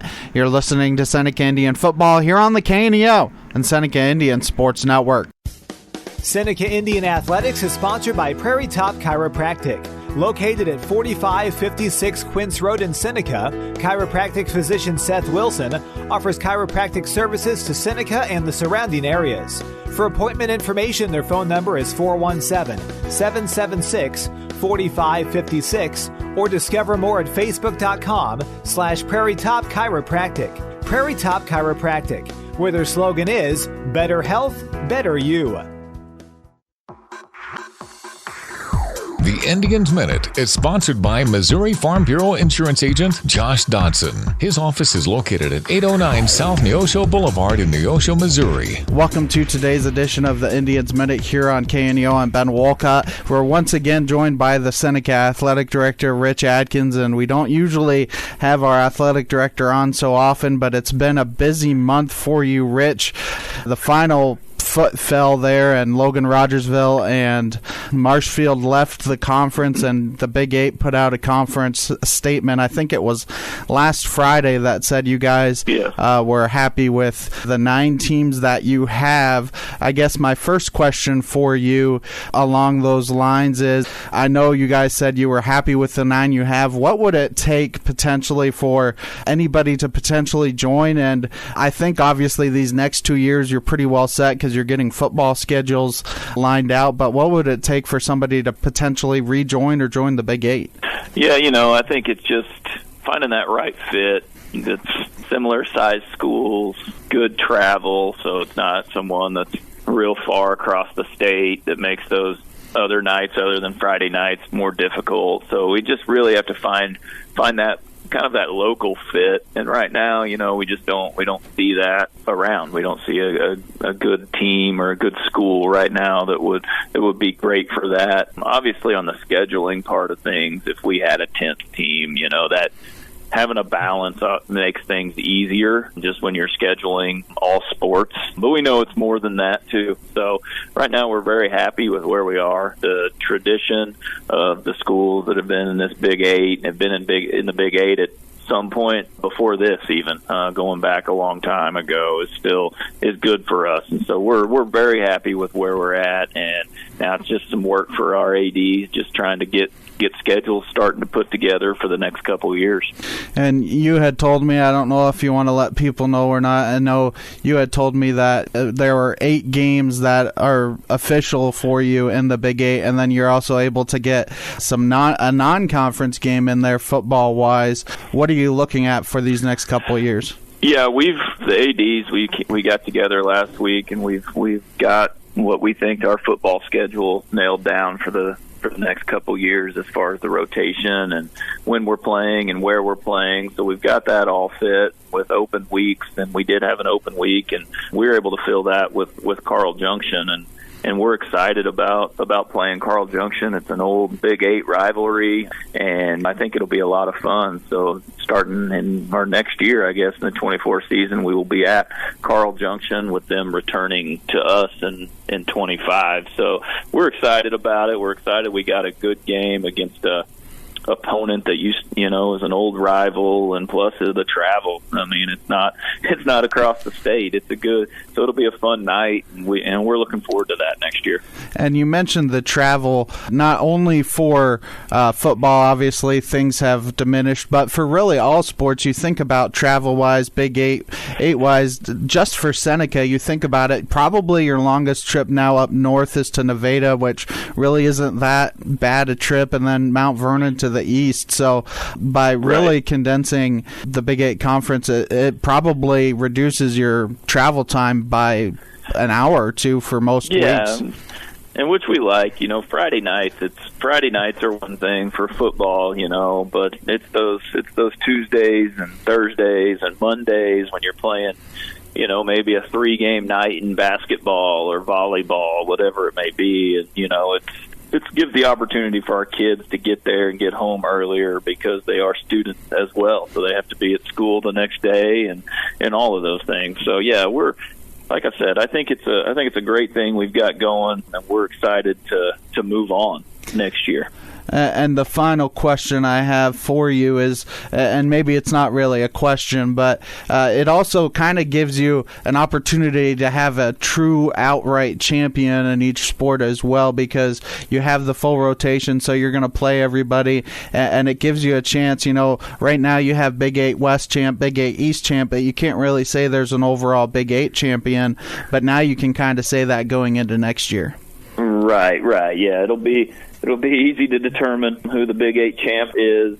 We'll have to come up with some tiebreaker things, I would imagine, just to have in place. But yeah, we're going to play everybody in every sport. I think softball might do a home and home with each sport, which will be nice for them. It'll help us get games and more games, because there will only be 6 teams competing in fall softball, I believe. So we'll have to adjust it with that. But everything else, yeah, we'll get to play everyone, which will be fun. And seeing those same teams every year and having Mount Vernon and Aurora back on the schedule every year is a good thing for Seneca. So we're excited, like I said. Can't wait to move on. And I guess you with the fall softball question, you made me think of another question.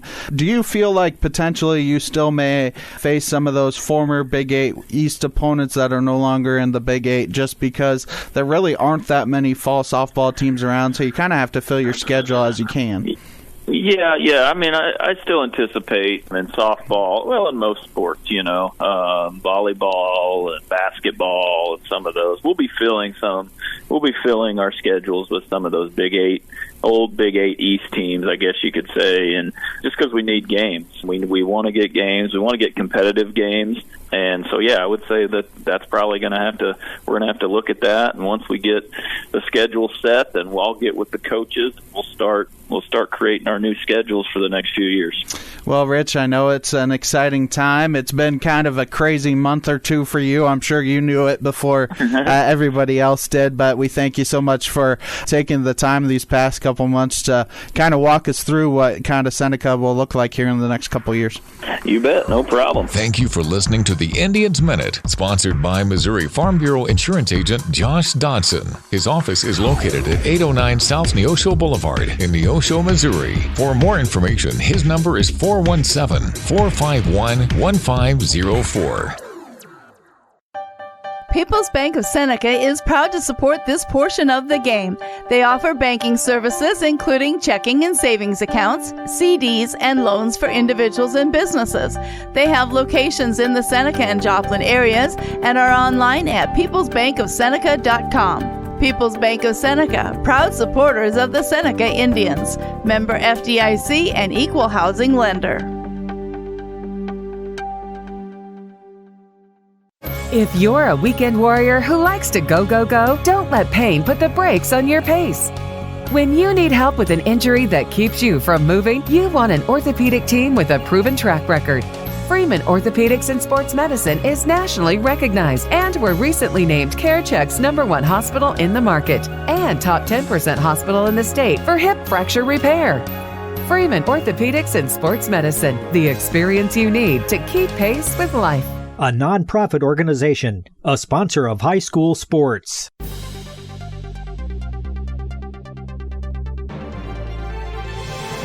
It's time for the Freeman Sports Health Minute. The Freeman Sports Team is proud to serve as the official sports medicine provider for over 20 area high schools and colleges. Welcome to another Health Minute here on KNEO. Adam Winkler here with you, joined by Doug Ashton. He is a trainer with Freeman Orthopedics and Sports Medicine. And Doug, today's topic is, what are some of the common causes of lower back pain in athletes? One of the first things that you kind of look at with low back pain, a lot of kids don't realize that when they play or are active is they don't take enough time to stretch. They get out and are very, very active, but they get tight. And what happens is they grow. A lot of times they go through a growth spurt. And when they grow, they don't stretch enough. And, the bones grow faster than the muscles do, and then they get tight. And so they just think, I don't need to stretch. And they don't realize that stretching is so vital. And when they don't stretch, it's usually the back side of their thighs, which are the hamstrings.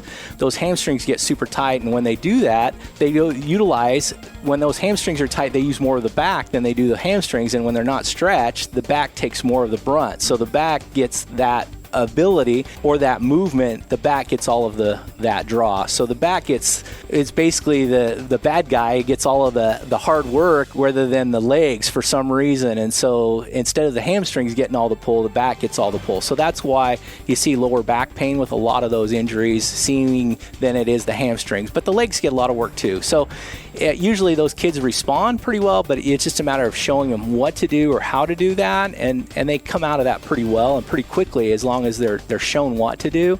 But that's usually the case. There is other situations where other types of injuries can occur, but it's a matter of identifying and evaluating them correctly and showing them what to do. And if it seems like it's something that's not going to correct in a quick amount of time, or it's going to be something that's going to linger, or it's something that's going to go on for a longer period of time, it may need further evaluation. It may need follow-up with the physician. It may need x-rays, something of that nature. Then we definitely want to get follow-up care for them. For the Freeman Sports Health Minute, I'm Adam Winkler.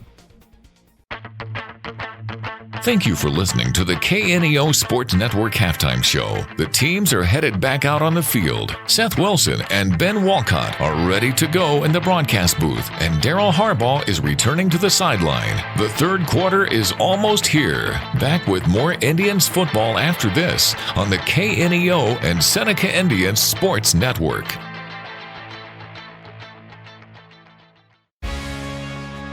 Nowhere in the New Testament do I find that Christians ought to expect to be easy, popular, comfortable, and successful in the eyes of this age. Billy Graham. When you become a Christian in certain parts of the world today, it means that you're thrown out from your family and home and friends. It means that you become a spectacle of the world. But that's not typically the case in our part of the world. I'm afraid that we in the church are making a great mistake by trying to make Christianity popular and pleasant. But we have not seen a genuine, deep, spiritual revival that marks Christians who are separated from the world and separated unto God. He invited us not to a picnic, but to a pilgrimage. We can help you prepare for that journey. Go to findpeacewithgod.net and click on Grow in Your Christian Faith. That's findpeacewithgod.net. It's from the Billy Graham Evangelistic Association. And we're at the half here at Logan Field in Nevada, Missouri. Seneca trailing 21-14. Back-to-back weeks now that Seneca has trailed at the half. This one a little bit bigger deficit than what the Indians faced last week against McDonald County. Last week it was 14-12 at the half. And Seneca finds themselves down one score. Looking at stats for the first half, Seneca 139 yards on the ground, 49 yards through the air. Gavin Hoover is 3 of 6 for 49 yards. For Nevada, 249 yards on the ground, only one passing attempt. That one incomplete. And you have basically 3 plays accounting for all of their offense thus far in the first half. Yeah, it's been a rough couple of plays there for the Indians. Seems like for the most part they've done a good job, but then you have those 2 or 3 plays where somebody misses an assignment, and that's where Nevada can hurt you, and Jack Chaney does a very good job of doing that. Ben is watching the Reed Spring to Mount Vernon game right now. Reed Spring is leading 21-14 late second quarter. But Mount Vernon is driving. Yeah, they are driving. We're 6 minutes left until we start. About 9 minutes left till we start the second half, and it's just now at 8 o'clock, and so we've definitely got our game going here quickly. The first quarter, I believe, only lasted about 15-20 minutes. And Nevada likes to take about 30-35 seconds between plays. They walk to the line of scrimmage, wait till there's about 2 or 3 seconds left on the play clock, and I think their strategy is limit Seneca's possessions by keeping the ball as long as possible. But in Nevada's right now able to make big plays, and that's what's that strategy may work if Seneca is able to stop them. But right now, there's been a couple big plays that have really hurt Seneca. 2 plays accounting for 174 yards. Yeah, I think Seneca had a 14-7 lead, and we kind of joked when they tied at 14. I remember saying, you have a chance. There was about 2.5, maybe 3 minutes to go where you could take the lead and Nevada would not get the ball back, and you'd have a chance to make a 14-point lead. Next thing you know, Nevada has a 7-point lead. So it's the second time that Seneca is trailing here at the half. We'll see what kind of halftime adjustments they make. Coach Green always does a great job of making halftime adjustments. We'll have to see what adjustments they make because it's 3 big plays. Otherwise, Seneca has done a good job defensively. You have I believe it's a third down situation. 3rd down and 1. Chaney rips a 75-yard runoff. What do they do when it's first down and 10. Ball placed at the 1 yard line. Same exact play that St. Cheney had for 75 yards.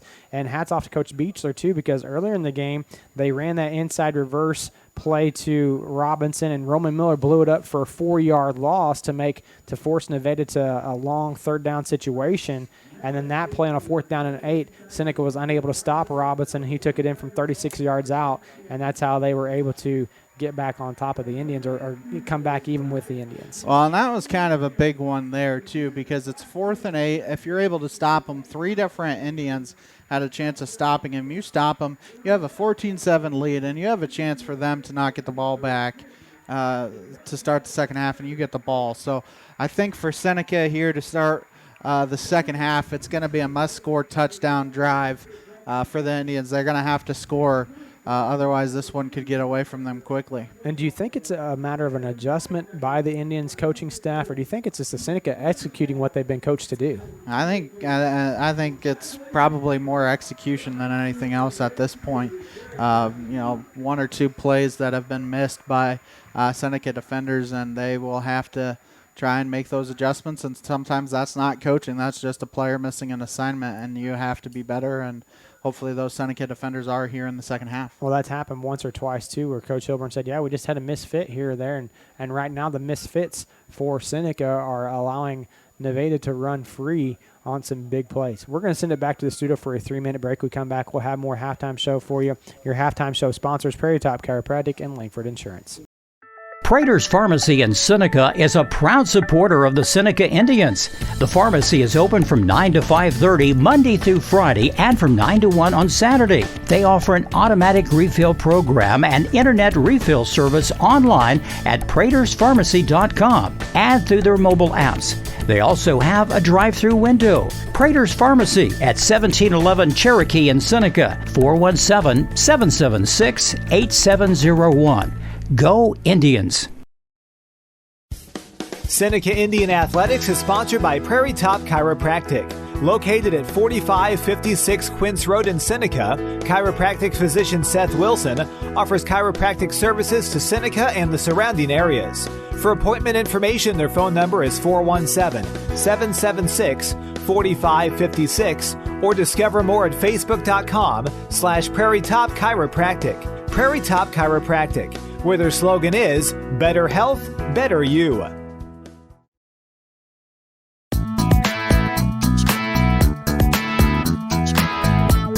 Proudly supporting the Seneca Indians is Doug's Body Works. Owned and operated by Doug Scribner, they offer a 24-hour wrecker service and specialize in auto body and frame repair. Doug's Body Works is located at 1008 Oneida in Seneca and is proud to serve the local area. 417-776-8611.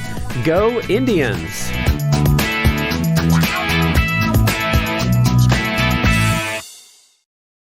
A new era in local sports begins. The Roper Kia 4-State Sports Report is where you'll find all of your local sports information. Join Sports Director Michael Imami and reporters Chaz Wright and Tashina Coleman every night. We cover Little League, high school athletics, Missouri Southern, and Pittsburgh State, along with countless community colleges in the 4 states. We cover it all. So whether you're a Chiefs, Cardinals, Eagles, or Wildcats fan, you won't want to miss the Roper Kia 4-State Sports Report.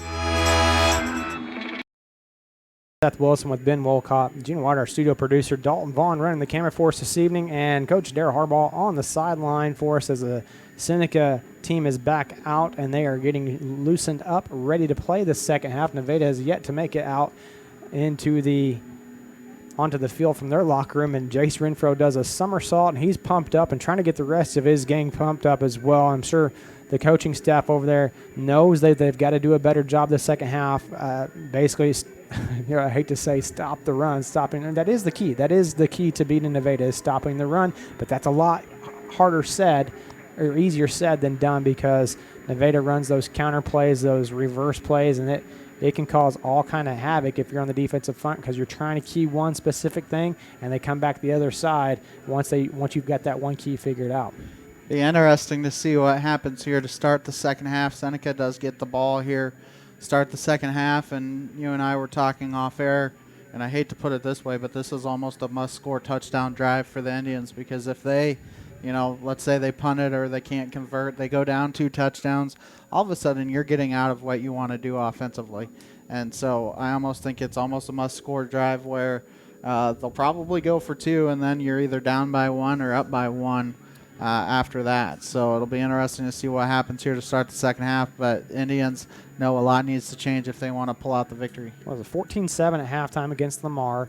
Seneca didn't play a great first half. They had a drive that stalled out on the 3 or 4 yard line. I mean, there was a lot of things that didn't go right that game. There's a lot of things that didn't go right for them last week either.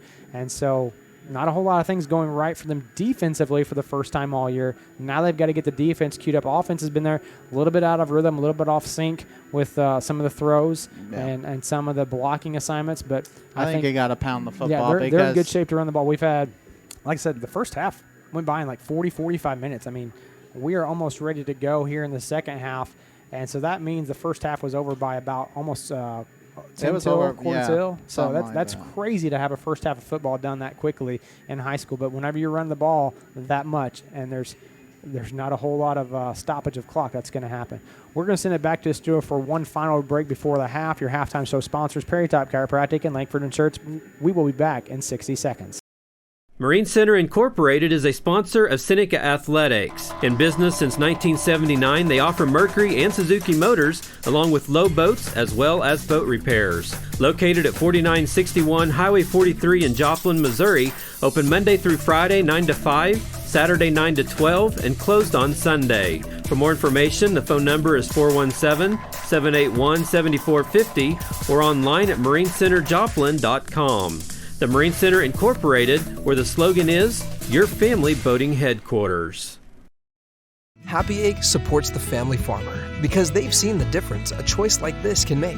Now you can grow for Happy Egg and choose to raise hens the right way, the happy way. When you grow for Happy Egg, you are growing for a family-owned and operated business. You're raising happy hens on 10+ acres who will lay happy eggs.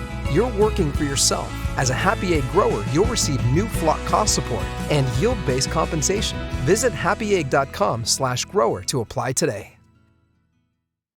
Second half here at Logan Field in Nevada, Missouri. Seneca trailing 21-14 as the Nevada faithful have a brand new, I say brand new, it's the second year of it. We didn't come up here last year, but Nevada has a very nice press box, good facilities here, brand new bleachers. If you remember from years past, they had the press box on the visitor side, 2 levels, and it had some structural issues, and they took that down last year after the 2021 season. Built a brand new big stands here on the home side where the concrete bleachers used to be at, and then they've replaced the visitor stands as well. No longer a press box on that far side, but definitely very good, nice facilities here. Everybody's been welcoming here at Logan Field in Nevada, Missouri, as the Indians are going to send back Ethan Altick and Jackson Mars to receive the second half kickoff. Seneca hopefully are paying attention to have their hands team ready as the clock's still got to wind all the way down from from the 3 minutes to get to the 12-minute and reset it to 12 minutes. So it'll be interesting here, see what happens to start the second half of play. And Seth, we are ready for second half football. Low end over end kick that Eli Olson's going to field at the 28-yard line, going to bounce it to the right side. Ball's on the ground, and Nevada recovers it. Eli Olson had it, and it got punched free. It just basically got left right behind him. And it's first down and 10, Nevada, ball placed on the 35-yard line. And they did pooch it, but for Seneca, that's the second turnover. First turnover led to points. You got to bow up defensively here and not allow a score. And don't be surprised if they run one of those trick plays here to start the second half. Well, honestly, try and catch Seneca off guard. They haven't had to run the trick plays. It's that pulling guard with Chandler out blocking in front of Cheney that's allowed him to have the big runs. Braden in shotgun, Cheney to his left. Handoff's going to go to Cheney. That's exactly what they're running. Eli Olson's going to come up and make the play. Cheney's going to dive forward. They're going to have his forward progress all the way to the 30. I'm not sure he got that far. Maybe to the 31. Maybe second down and 5. Yeah, Olson did a good job coming up from his safety spot there and making the tackle. And if he misses him, that might have been a touchdown as well. So if you're Seneca, you got to find a way to turn the ball over, whether it be on downs or turn it over yourself. Second down on 5 for the Tigers. Ball placed on Seneca's 30-yard line. Jace Renfro almost at a defensive end position. Or, excuse me, that's Nolan Napier. He's going to look to throw. Ball's going to skip incomplete on the coverage was Hearn looking to get it to Bud. The Indians did a good job defensively there. That was 2 out routes, and they were both covered there. So now see what happens. A big 3rd down play here for Nevada. 3rd down and 5 coming up. Tigers in Seneca territory on the fumbled opening of the second half kickoff. Braden in shotgun. Bud at the wingback. Handoff's going to go to Cheney to the right side. He's going to bounce to the outside, and he's going to be off to the races. Touchdown for Cheney. It's the same play they've ran over and over again. Just a couple guys blocking for him, and Cheney has nobody touching. He makes that first cut after the initial contact, and nobody touching him. Coach Beecher goes right back to the same play that's got him so much success in that first half. Yeah, they got caught. The linebacker got caught once again, crashing in too far, and now we talk about those 2 or 3 possession leads, and Seneca's in a world of trouble. There's still a lot of football to play here as Braden trying for the point after. Bud is the holder. Good snap, good hold. Kick is going to go up, and it's through the uprights. 11:02 to go here in the 3rd quarter. Seneca trailing 28-14 on the KNEO and Seneca Indian Sports Network. Prater's Pharmacy in Seneca is a proud supporter of the Seneca Indians. The pharmacy is open from 9 to 5:30 Monday through Friday and from 9 to 1 on Saturday. They offer an automatic refill program and internet refill service online at praterspharmacy.com and through their mobile apps. They also have a drive-through window. Prater's Pharmacy at 1711 Cherokee in Seneca, 417-776-8701. Go Indians. 11:02 to go here in the 3rd quarter. Seneca trailing 28-14. Game brought to you tonight by People's Bank of Seneca, Crowder College, Prelude Maintenance Center, Seneca School District, SGA Unlimited, New Mac Electric, Prater's Pharmacy, Seneca Church of Christ, Freeman Orthopedics and Sports Medicine, and Seneca True Value. Got to get that out of your head right now if you're Eli Olson, because they may try that same play again. Jackson Mars moves up a little bit to about the 17-yard line, and Mars is going to field this one at the 22-yard line. Now he's going to stutter step, wait for his blockers. He's going to get tripped up at the 30, still on his feet, taking on the defender at the 37-yard line. He's going to get to the 38, 1st down and 10 Seneca. If you're Seneca, you think about it, it's a 2-possession game, 14 points off of turnovers for Nevada. That's the difference in the ball game right now. And you're exactly right, Ben. That's something that Seneca has to get a turnover at some point tonight to tip the scales back in their favor. And right now, Nevada just run their base offense, power offense, with Chandler out in front blocking and wrapping up the linebacker and blocking him back inside. Like you said, a lot of time left in this game, though, for Seneca to come back. It's going to be option play to Mars. Mars going to get the pitch. Vaughn blocking for him downfield. He's at the 41-yard line, still on his feet. Gives a stiff arm at the 48. Finally spun out of bounds across midfield, and that'll be a good run to start the second half. And a late flag again. We'll see what happened. And it's against Nevada because the Nevada teammates are pulling their defender off, and must be a late hit out of bounds. Not happy about that, or Bryce Budd. It looks like it's going to be on number 7, Aiden Pryor. And he's coming out, so I think Beechler's going to have a talk with him and say, sir, you're not going to do that again, because it was from the 48 too. So now you're set up 1st down and 10 at the 33. So a 14-yard run for Mars, and now you get the penalty on top of that. So it would have to be a late hit. Obviously, that's on that far sideline away from us, but a big play for the Indians, and then you get the ball, and it should be right around the 33-yard line. So ball will be placed all the way down to 33, 1st down to 10 Seneca. Now they've got a little bit of a break. Now they need to capitalize on that. Split out to the near side, Skelton and Hearn. And it's going to be Hoover running it to the right side, going to make a cut at the line of scrimmage, and he's getting across the 30-yard line to about the 28, making it 2nd down and pick up a 5, 2nd and 5. But you like those kind of gains if you're the Indians, those big chunk plays, and we'll see if they decide to throw one up top at one point. That last play there, it was a good kick-out block by Vaughn and Ginger to spring Mars for those couple extra yards. Olsen split out to the near side with Skelton. Skelton's in the slot. Vaughn and Mars to the right. Handoff's going to go to Mars. Mars got all kinds of pressure. Chandler's unable to get hold of him, but Mars is going to get a few positive yards, and Chandler's going to come off the turf slowly. I'm not sure if he's just mad because he missed Mars. Had a chance to stop him for a loss. Mars get to the 25-yard line. Pick up a 3, 3rd down and 2. This is one of those plays where you could potentially see Seneca take a shot because you got 2 downs here to get a first down, but you obviously need a first down. Also look out for a jet sweep by Altick. Ginger split out to the far side. Seneca going right to left across your radio dial. It's going to be Hoover running it to the right side. He's got the first down, lowers his shoulder at the 20-yard line, and he'll have it inside the 20, I believe, is where he finally stepped out of bounds at the 19. First down and 10, Seneca. Keep up on the latest Seneca broadcast ball game schedule. Be sure to like us on Facebook, facebook.com/KNEO Radio. Follow us on Twitter at KNEO917 Sports. Game brought to you tonight by Fourth State Sports Report, Missouri Farm Bureau Agent Josh Dotson, Gas and Snack, Neosho Chamber of Commerce, Christian Healthcare Ministries, and Water Gardens. Skelton split on the far side on the right. On the near side is Hearn. Vaughn is on the left. Mars on the right. Handout's going to go to Mars. It's a long sweeping play. Mars is going to make a cut back at the line of scrimmage, and he's going to get stood up and taken down. Maybe he got a couple yards on the play coming off the bottom of the pile for Nevada number 68, Kellen Ast. I think it's Ost. Ost, excuse me. Ball's at the 17 to pick up a 2 on that long stretch play. Yeah, he was trying to find a way to get upfield, and there just wasn't a hole, so he eventually cut it up. 9 minutes to go here in the third quarter. Seneca trailing 28-14. Olson and Ginger split on the far side with Owens. Mars to the right of Hoover. And it's going to be an option play. And it's going to be a pitch to Mars. Mars has got it at the 15-yard line, still on his feet, the 10, inside the 10, down to the 6, and maybe even to the 5. Good run there by Mars on the option. Good pitch by Hoover. First down and goal. Yeah, late pitch there by Hoover on the play, and then Mars kind of took a couple defenders on and was able to get a couple extra yards there for Seneca, and it does look like it's first down and goal at about the 6-yard line. 5-yard line.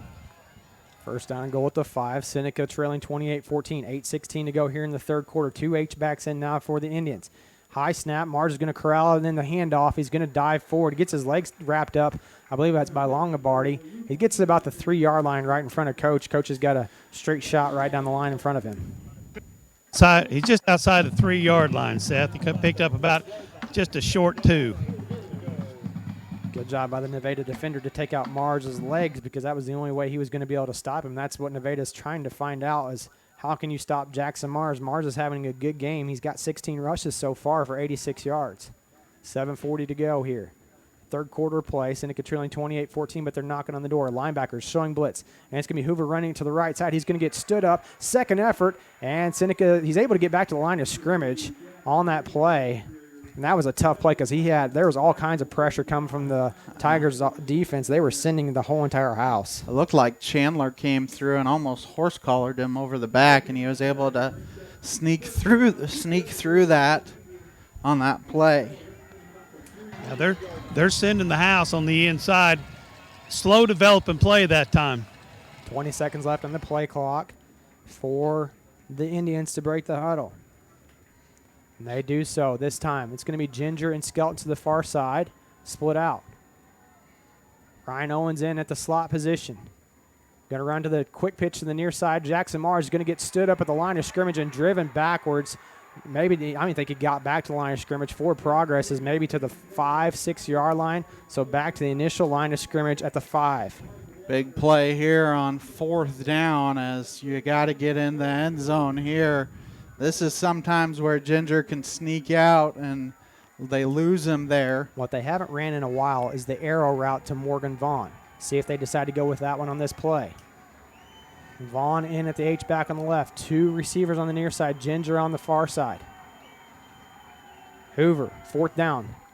Going to look to run the reverse with Altick. Altick's got the corner of the end zone. Touchdown, Seneca Indians. Touchdown, Ethan Altick, as Gavin Hoover and Hagen Ginger pave the way for Altick on the end around. What a great block there by Ginger. Ginger comes down, crashes on a guy, and Hoover is able to just get a piece of a defender, and Seneca scored on what is desperately needed, and now they're going to go for 2 to try and cut this to which would be a 6-point game if they can make it. There you go. If there are any math teachers out there, if you could come tutor us real quick on basics, addition and subtraction. Ben and I are struggling this season. Two H-backs in for the Indians on this two-point try. Skelton split on the far side. Handoff's going to go to Miller right up the middle, dancing around, reaching out, and he's going to be shy of the end zone. They don't get it. 28-20 is your score. 6:02 to go here in the third quarter on the KNO and Seneca Indian Sports Network. Seneca Indian Athletics is sponsored by Prairie Top Chiropractic. Located at 4556 Quince Road in Seneca, chiropractic physician Seth Wilson offers chiropractic services to Seneca and the surrounding areas. For appointment information, their phone number is 417-776-4556 or discover more at facebook.com/Prairie Top Chiropractic. Prairie Top Chiropractic, where their slogan is Better Health, Better You.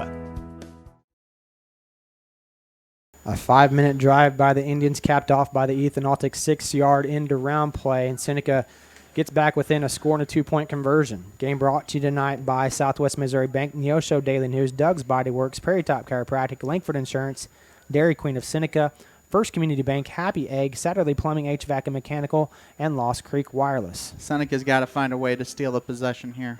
I'm not saying onside kick it, but you got to find a way to steal a possession. Nevada's returnmen are all bundled up right now, and they're waiting to the last second to break to see where they're going to go to, as Cheney's going to be back deep to receive this time for Nevada. And then Morgan Vaughn gets an excellent kick. It bounces down at the 3 and is going to roll out of the back of the end zone. A great kick by Vaughn for a touchback. First down and 10, Nevada at their own 20. Everyone at the Neosho Daily News wish the Seneca Indians good luck. Let's go get that win. And here comes a must-stop drive here for Seneca. You've been able to do it once and get off the field out of all of Nevada's possessions tonight. And you were able to stop them on the power play they like to run with Cheney. And now the key is going to be, can you stop the power play? Can you stop the reverse? And that's what they've got to focus on right now. And, of course, all the other little tricks they like to run as well. Cheney in the backfield with Braden. 1H back in at Robinson. Robinson's at the wing back. And it's going to be a handoff to Robinson trying to get to the left side. He's got a little bit of a seam. He's going to be tripped up. First man there for the Indians is Ethan Altic. Gets him at about the 26-yard line. A 6-yard pickup for Robinson on the carry. Second down and 4. Yeah, those aren't the kind of gains, if you're the Indians, that you want them to see. When your corners and your safeties are having to come up and make a stop, that's when you get yourself in trouble.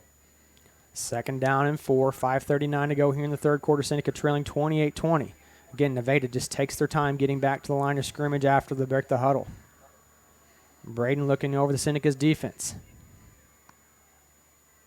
Still waiting. They're going to pull Chandler and the tight end, looking for Cheney once again. Caden Kloss is going to come up and make the stop, but not before Chandler can move the chains to the 31-yard line. It looked like Hilburn was coming over and thought about calling a timeout, but decided against it. Ball placed at the 31. Game brought to you tonight by People's Bank of Seneca, Crowder College, Prolu Maintenance Center, Seneca School District, and SGA Unlimited. You got to find a way to steal a possession, whether it's punch out the ball, somehow get an interception. You got to find a way to steal a possession here if you're the Indians. Right now the Indians' 2 turnovers is the difference in the game, as Nevada scored off both of those turnovers. Both of them are coming very unusual times. And it's going to be Cheney taking the handoff to the right side. He's going to be wrapped up and brought down. I didn't see who got back there first. May have been. That was Morgan Vaughn, Seth, coming from the inside. He kind of landed awkwardly on his left ankle to take Cheney down. Ball placed. They're going to give him forward progress to the 31. Again, I'm not sure if he got back to the line of scrimmage. It's going to be second down and 10. Either way, that's a good play by Morgan Vaughn. Need to string together a couple more, though, of those if you're Seneca. You don't want to gamble, because when they gamble, that's when those big plays happen.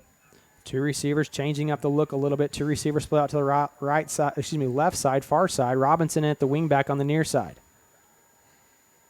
And there's going to be a handoff to Cheney. Cheney trying to bounce to the outside and coming up to make the play. Missing him at the point of contact. Caden Kloss is going to be forcing him out of bounds as Blake Hearn. Chandler just kept blocking downfield and waiting for Cheney to get behind him, and Chandler did a good job of opening up the hole for Cheney. And once again, a missed tackle there by Seneca is what killed them. You think about that 4th and 8. They had 3 different opportunities to get off the field and could not. Ball across midfield now to the 44-yard line. You still have lots of time if you're the Indians, but you got to find a way to stop this running game, which is a lot easier said than done. First down and 10, ball at Seneca's 43, excuse me.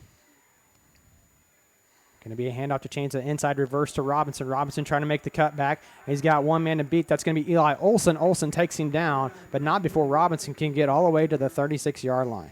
They're just doing a good job of stringing it out, and he's being patient and able to get big chunk plays. 7 yards. I think Coach Ilburn is wanting either a chop block or a holding call.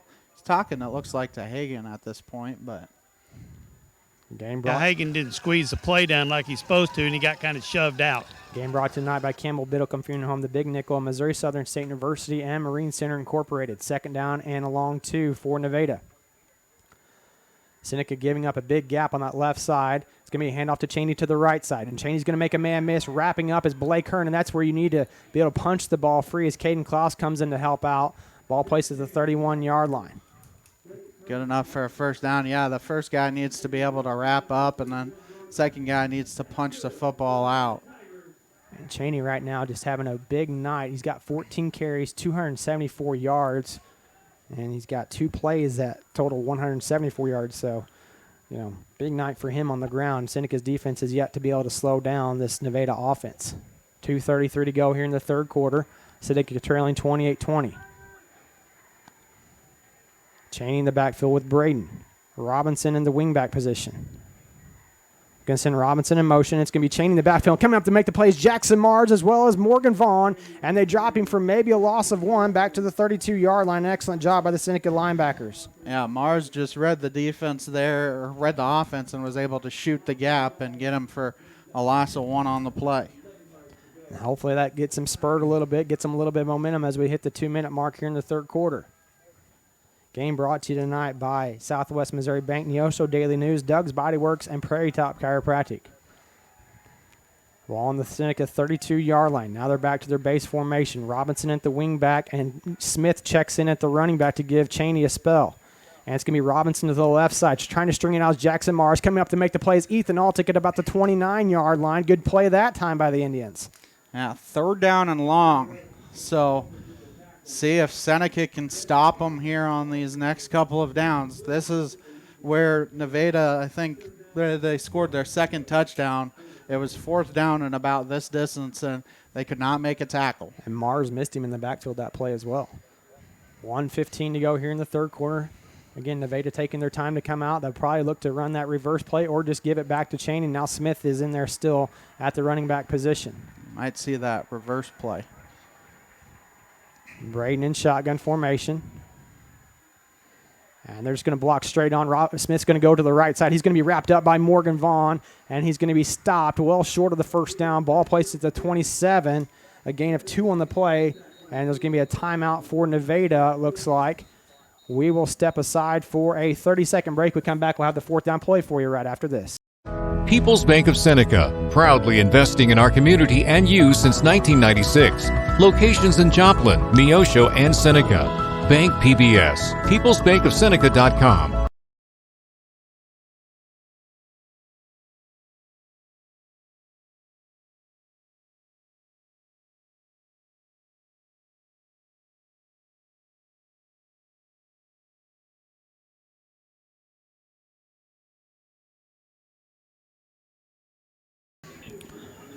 .40 seconds to go in here in the third quarter. Seneca trailing 28-20. Game brought to you tonight by Newmac Electric, Prater's Pharmacy, Seneca Church of Christ, Freeman Orthopedics and Sports Medicine, Seneca True Value, Four-State Sports Report, Missouri Farm Bureau Agent Josh Dotson, Gadsden Snack, Neosho Chamber of Commerce, Christian Healthcare Ministries, and Water Gardens. Fourth down and 6 coming up for Nevada. Seneca looking to get off the field with 40 seconds to go in the third.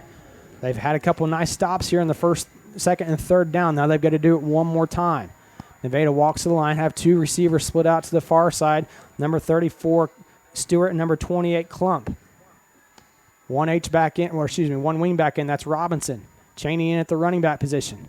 They're going to send Cheney to run to the outside. Coming up to force him back inside is Klaus, and Klaus is going to stand him up, and they stop him. Stop him short at the 24-yard line. Good job by Jace Renfro, Caden Klaus, to turn it over on downs against the Nevada Tigers. And they forced him back up on the inside where everybody was. That's a big turnover on downs for the Indians.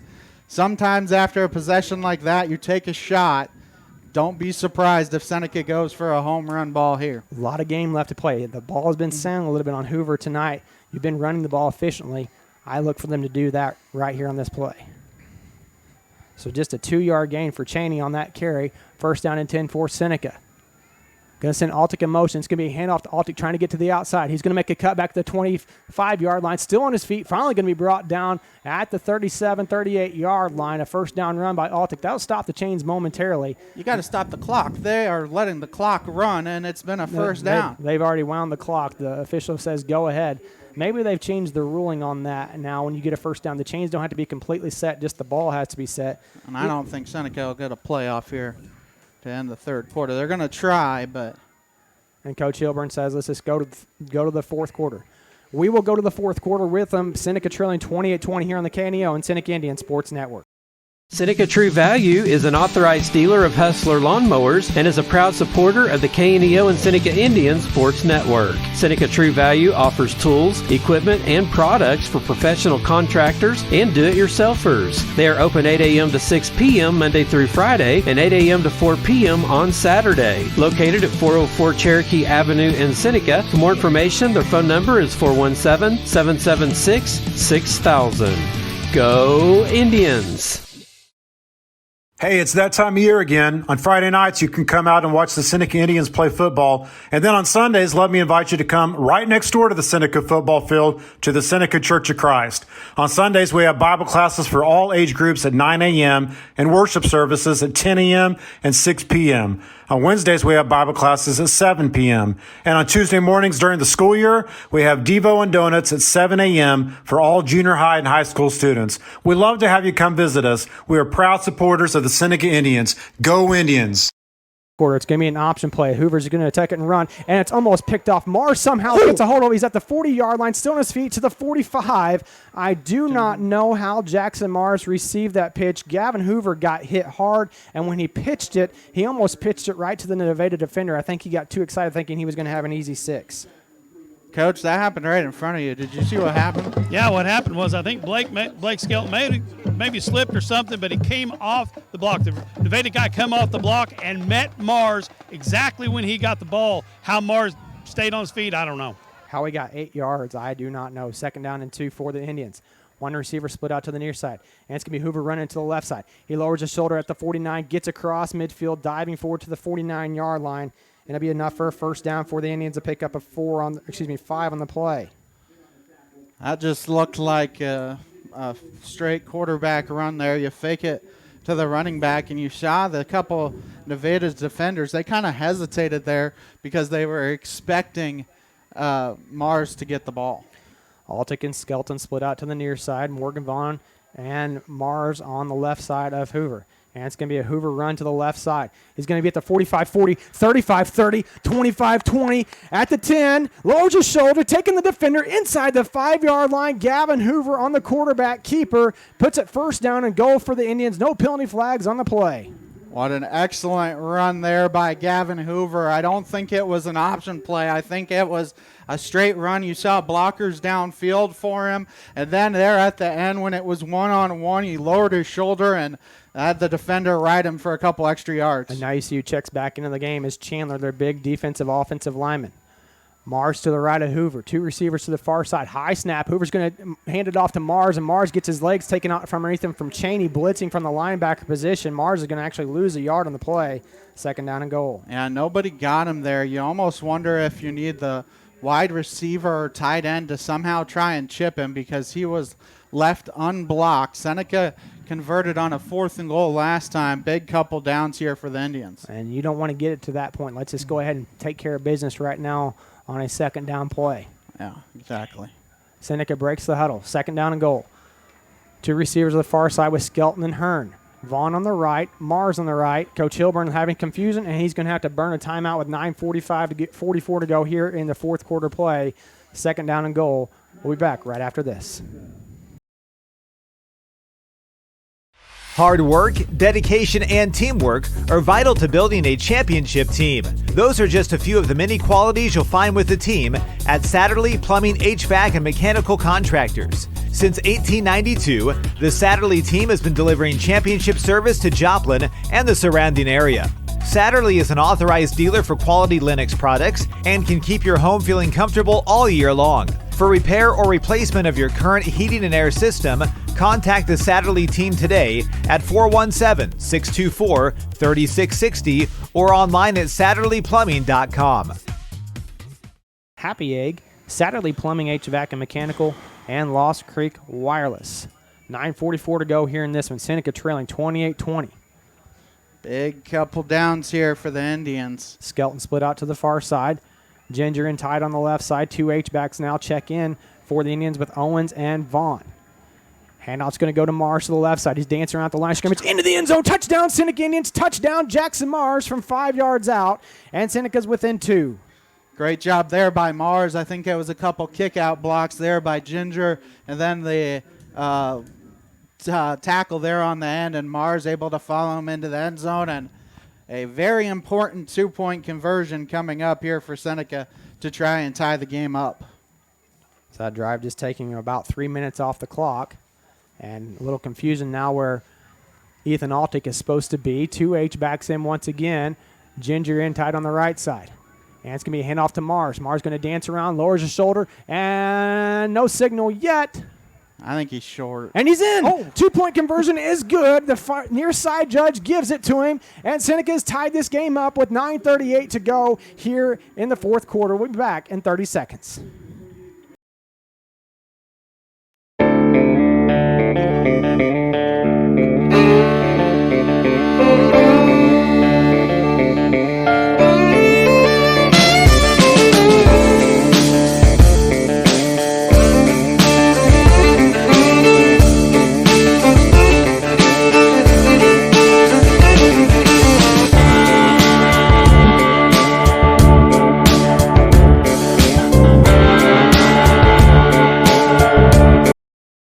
And Coach was down there. He said it was in before they even gave it to him. Coach had the spot, had the line, and he said they were in well before that. It was a big wad, I'll put it that way, but he was in. He was across the goal line, and finally they give it to him.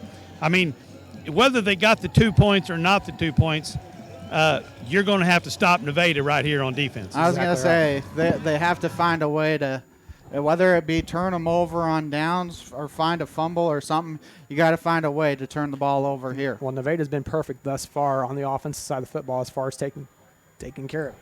Yeah, they have not had a turnover. They've had a turnover on downs, but that's about it, as Vaughn is going to kick it short, it looks like. High over and kick. The Cheney ball. Pick it up. The ball's still on the ground, and it's still a scramble. We got it. Seneca's got it. Seneca's got it at the 24-yard line. Seneca's got the ball.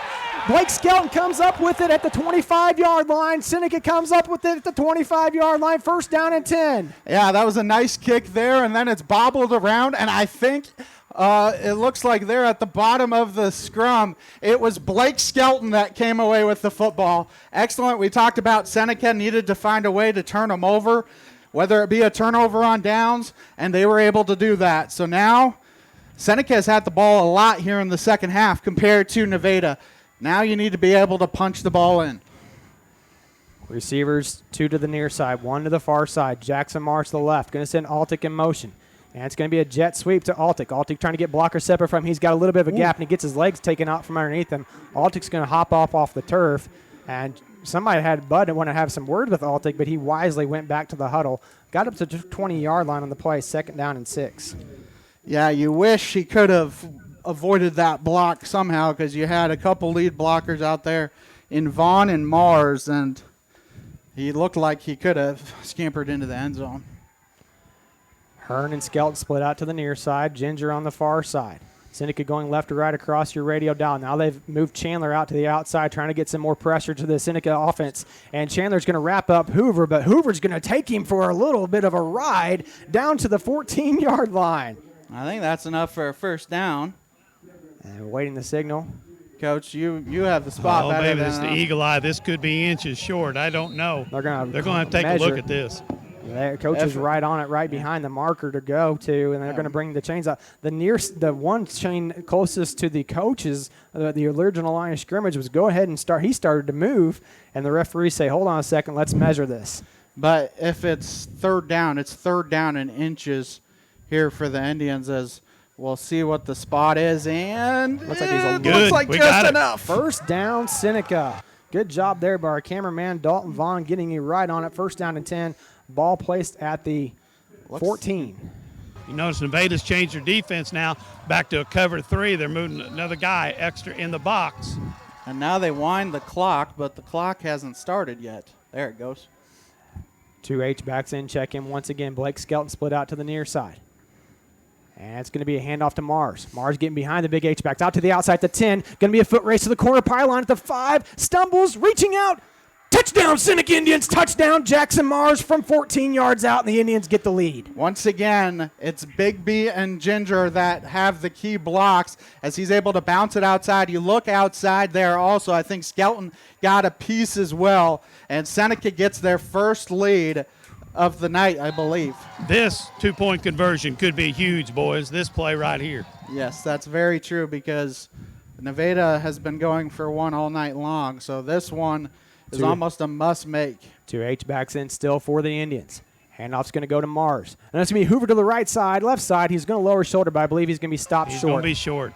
He's a yard short, but Seneca gets back on top, 34-28. Your score, 8:29 to go here in the fourth quarter. We'll be back in 30 seconds. Crowder College, your future, our focus. At Crowder College, we have 6 convenient locations in Southwest Missouri and online programs to fit your needs. Flexible scheduling provides a pathway to a career or the opportunity to transfer to a 4-year university in a variety of programs. Cheer for the Rough Riders at athletic events. Use the Missouri A+ Scholarship Program for free tuition and common fees. At Crowder College, your future is our focus. Apply today at crowder.edu. 8:29 to go here in this one at Logan Field in Nevada, Missouri. Seneca recaptures the lead after being down at the half, 34-28. They turned Nevada over 2 times in a row, once on downs and then once an actual turnover. Have we had 2 turnovers tonight? Yes, we had an interception. And they've had 1. They've had 1, yes. Yeah, I think we've outplayed them. We just give up some big plays. Yes, we have. And both teams 2 timeouts as well, so those will come into play here as we get later into the contest. Nevada shifts their return man back to the right side. It's going to be a high end over end kick. The Cheney's going to come up in field at about the 16-yard line. Trying to make a cut back. I believe that's Smith on the return that time. No, that is Robinson. Different guy back there. I couldn't get a number on him. I thought first I saw an 8. It turns out to be a number 9. Robinson gets it up to the 34-yard line. First down and 10 for Nevada. This might be their best starting field position of the night. Seneca has done a good job on most returns here this evening. And now if you're Seneca, you got to get a defensive stop. You got to find a way to get off the field again. Brody Probert checking in at the defensive end position. Now they're going with a 3-man look, maybe 4-man with Probert. You looked like you got Scribner on that far side. Shotgun formation for Braden. Everybody's in tight for the Tigers. And it's going to be a handoff to Cheney right up the middle. He's going to run in right into a couple men, but he's going to get out of Bigby's hands. Bigby had him for a second, but he's going to spring forward to about the 38. A pickup of 4. Mars on the stop. Second down at 6. Keep up on the latest Seneca broadcast ball game schedule. Be sure to like us on Facebook, facebook.com/KNEO Radio. Follow us on Twitter at KNEO917 Sports. Mount Vernon has taken a 28-21 lead over Reeds, but a lot of time left in that game. 4:14 to go in the third quarter of that one. Now if you're Seneca, got to come up with a stop. Second down and 6. Seneca faithful has traveled, and they're getting loud on the sideline. And they're going to send a man in motion. That's going to be a handoff to Robinson. Robinson trying to get to the edge. Roman Miller giving chase, and he finally is going to force him down. They're wanting an extra penalty flag as Blake, and they're going to throw it late, very, very late. The near side judge had the coaches talking in his ear and decided to throw a flag. He held up. His momentum took him into the play, and he held up, didn't take him down. Robinson never touched the ground, and they're calling a late hit. We'll see if they actually pick it up or not. So the ball is at the 42. Didn't he turn him loose? I think he did. And they're going to call the foul, personal foul against the Indians. So now they're on the other side of the 50, and I think if you're Miller and I forget who hit him, out of bounds, I mean, they didn't blow the whistle until after the fact, too. You're supposed to go until the whistle goes, so. 7:32 to go in this one. Clock starts back up. Ball placed at the 43-yard line of the Indians after the 15-yard march off. First down and 10. Now Seneca's got to come up even bigger. Seneca has basically 5 defensive linemen. Shotgun formation. 7:25 to go. Handoff's going to go to Cheney. He's going to dance around to the right side, trying to get out of the grasp of Ethan Altig. That's Blake Hearn coming up the big stop. Cheney able to get to about the 42-yard line. That's a good thing Hearn was able to wrap him up because he had a lot of green grass on that side. We talked about before the game, just between the three of us, Blake Hearn needed to have a good night, and it's the first time we've talked about him defensively, and we'll have to talk about him more defensively here in the last 7 minutes. 34-28, your score, Seneca leading. Same formation once again for Nevada. Got to watch the reverse play now. It's been so effective. Jackson Marsh creeping up to the line of scrimmage. That's going to be looking to throw, and he's got a man open. That's going to be incomplete. Nobody there, and the referee started to reach into his pocket. I thought he was going to throw a flag on Eli Olson. Olson was just going to make a play on the ball. Olson had the play better than the receiver. The receiver lifted his hand up, but Eli Olson had that one read well, and third down and long here for Nevada. You got to find a way to make it fourth down and long. And that stops the clock as well. Stops the clock for Nevada. That helps them out, basically a timeout. And it's probably one of those things that Coach Beastler's like, okay, we'll take basically an indirect timeout with the incomplete pass. But you got to find a way to stop them here on third down. Cheney about even with Braden on this play. Waiting the snap. And it's going to be inside reverse to Robinson. Robinson's got green, and he's going to be off to the races. That you saw it coming from a mile away, and there was nobody there for the Seneca defense. And now, with that score, Nevada ties the game. And they will go for one to take the lead here. And we talk about a heavyweight fight. And, Seth, it has become a heavyweight fight. It might come down to who has the ball last. Now, the couple point after tries have been a little shaky for Braden. Let's see what they can do here on this one. Waiting the snap is Bryce Budd. He is a running back for Nevada. Waiting the snap still, and Roman Miller jumps off sides. There's going to be a penalty flag. They gave the hard count, and Miller jumped. And now they're going to send on their offense and go for 2. I was just going to say, at this point, do you go for 2 then? And Beechler he had that one. That's exactly what he wanted. Went with the hard count with Bud. And, something we haven't seen from Nevada all night is penalties. They've had one penalty the entire night. They might have had 2 because there was a couple personal fouls in there. One in the first half and one in the second half. So that's going to march them half the distance to the goal. So it's about the 1.5-yard line. If you're Seneca here, can you bow up and stop him and keep this game tied? And they're going to go to a heavy set, a lot of blockers, and it's a wildcat formation with Klump. And it's going to be Klump taking the direct snap right up the middle. He's going to be in. 36-34 your score, 6:33 to go here in the fourth quarter of the KNEO and Seneca Indian Sports Network. If you're a weekend warrior who likes to go, go, go, don't let pain put the brakes on your pace. When you need help with an injury that keeps you from moving, you want an orthopedic team with a proven track record. Freeman Orthopedics and Sports Medicine is nationally recognized and were recently named CareCheck's #1 hospital in the market and top 10% hospital in the state for hip fracture repair. Freeman Orthopedics and Sports Medicine, the experience you need to keep pace with life. 6:33 to go in this one. Seneca trailing 36-34 after the big run by Robinson on the inside reverse play that's been so effective for Nevada over the last 5 or 6 years with Coach Beechler taking over here, and that was effective for him again. Seneca had him on 3rd down and 9 from the 42. And that was kind of basically a chess game there by Coach Beechler because he threw that incomplete pass, kind of get your defense looking somewhere else, and they come back with that quick hitter, that reverse play.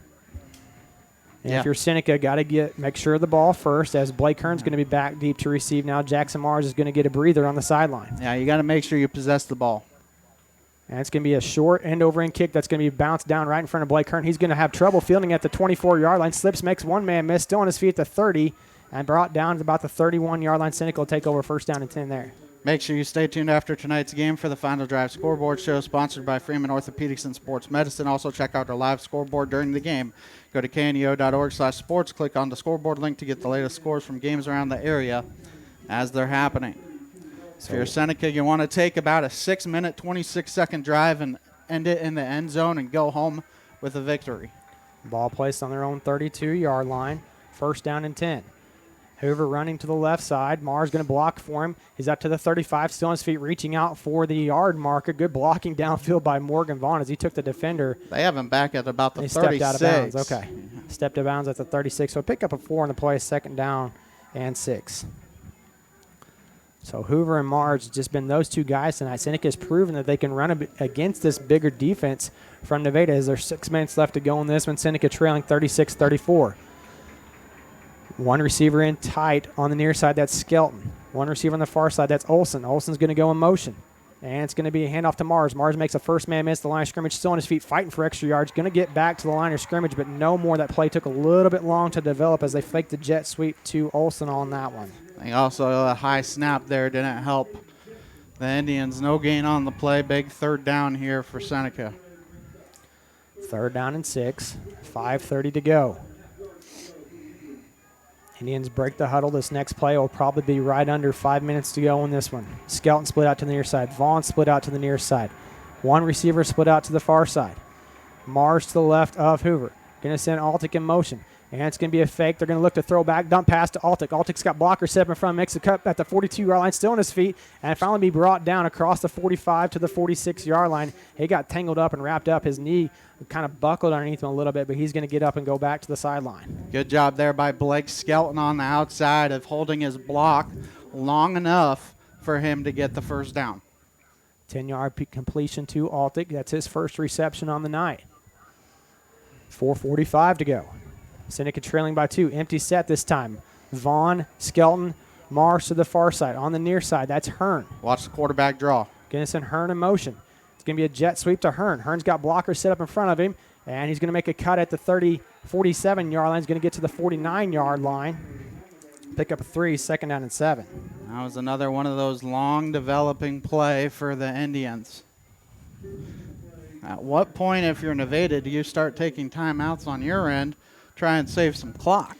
Well, at this point, you've got to let the clock just drain down as much as possible. If you stop the clock, you're actually helping the Indians because they're down. Correct, yeah. Second down and 8. Skelton split out to the near side this time. 2 H-backs in with Owens and Vaughn. Seneca needing to get to the 44-yard line. Handoff's going to go to Mars. Mars has been the workhorse tonight. He squirts free at the 45-yard line. He's going to have enough for the first down. I don't know how he squirted through the hole there, but he got enough for a first down, and now the clock will wind once again. As you see, it looked like a pulling tackle there for the Indians, and then Vaughn also picked up a linebacker as well. Yeah, we ran counter right side that time. Kicked the guy out. He had to stop and cut up inside. Clock continues to wind here. Skelton and Altick split out to the near side. 3:30, 3:20 to go. Ginger on the far side. Going to send Altick in motion. And it's going to be a handoff to Altick. Altick's going to get behind his blockers. He's going to get his leg wrapped up as Ginger's man, Cheney, slipped off of him and just able to hold on to Altick's leg at the 39-yard line, a 4-yard gain. But you will take these 4-yard gains if you're the Indians. But clock is starting to become a factor a little bit. 3 minutes to go here in the ballgame. Both teams with 2 timeouts. Seneca probably needs to punch it in the end zone because they don't have a field goal kicker. It's going to be a heavy set. Handoff's going to go to Mars. He's going to lower his shoulder at the 39-yard line and be brought down to 37. Pickup of 2 on the play.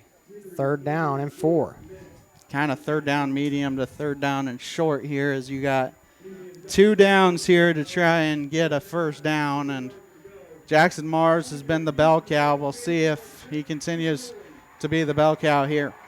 He's got his 24th carry of the night with that one. And Seneca's going to call a timeout. 2:19 to go in this one. Seneca trailing 36-34. We'll be back in 30 seconds. A proud supporter of local high school athletics is Numac Electric. Serving Newton and McDonald County, they provide power for area homes and businesses and want to wish all the athletes much success throughout the season. For online bill pay and account information, the website is numac.com or 417-451-1515. Numac Electric, proudly serving Newton and McDonald County, where their slogan is your touchstone energy partner. Here at Logan Field in Nevada, Missouri. Seneca with the ball on the Tigers' 37-yard line. Got to get to across to the 33 for a first down. Don't be surprised if Nevada sends the house here. Potentially get Ginger sneaking out behind if they decide to send the house.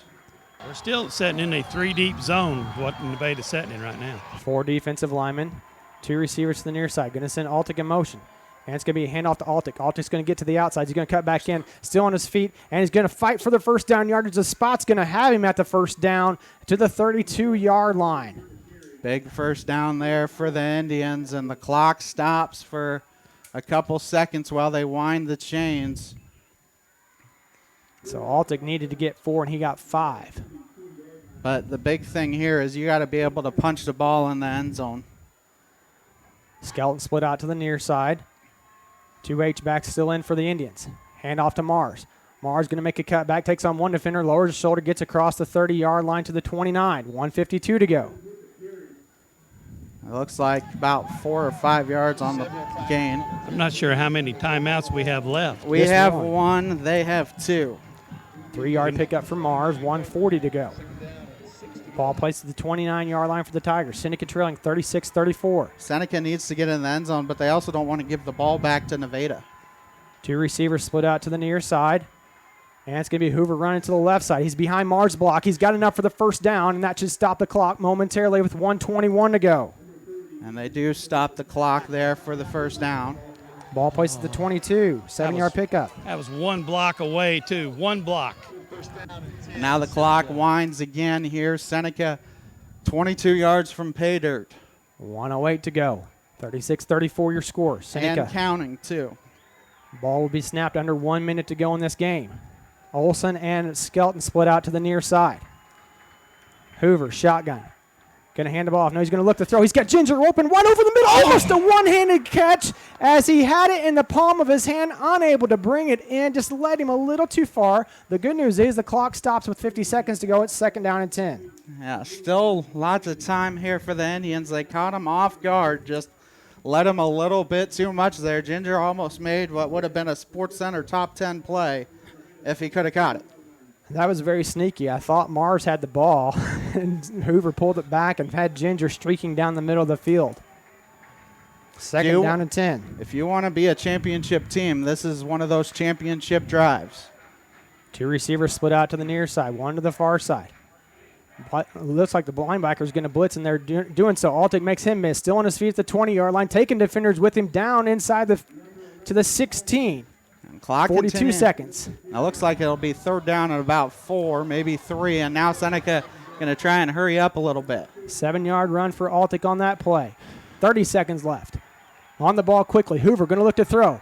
He's going to look for the out route. He's got a man open. That's Skelton. He hauls it in. He gets out of bounds, and he's got enough for the first down. It'll be 1st down and goal at the 8.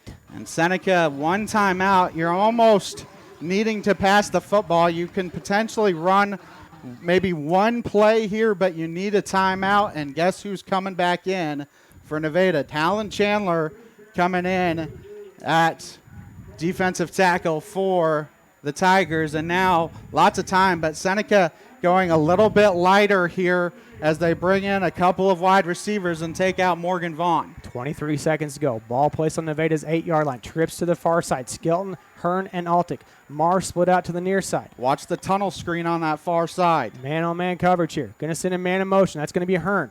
And it's going to be play action. Looking to throw. He's got a man open. Ginger goes up. Touchdown, Seneca Indians. Touchdown, Hagen Ginger. How he came up with that, I have no idea. One-handed catch by Ginger. He was led there on the inside. It wasn't a bad linebacker. Actually, they let it slip, and a perfect throw by Gavin Hoover, and Seneca takes the lead, and now an all-important 2-point conversion. And the other thing is there was 19 seconds left, and Hoover going to be in shotgun formation. 1 receiver split out to the near side. 2 H-backs in. And it's going to be a handoff to Mars. Mars makes the first man miss. Still on his feet, fighting out, reaching out, and I believe they got him stopped short. 40-36 your score. 19 seconds to go here on the KNEO and Seneca Indian Sports Network. Gas and Snack in Seneca is proud to support the Seneca Indians and be a part of the Seneca community. With 2 locations in the Seneca area, 1608 Cherokee and just north of Highway U on Highway 43, they offer gas as well as pop and a variety of other snacks. The Gas and Snack in Seneca, Missouri is owned by Nick and Sandra Whitehead, proud supporters of the Seneca Indians.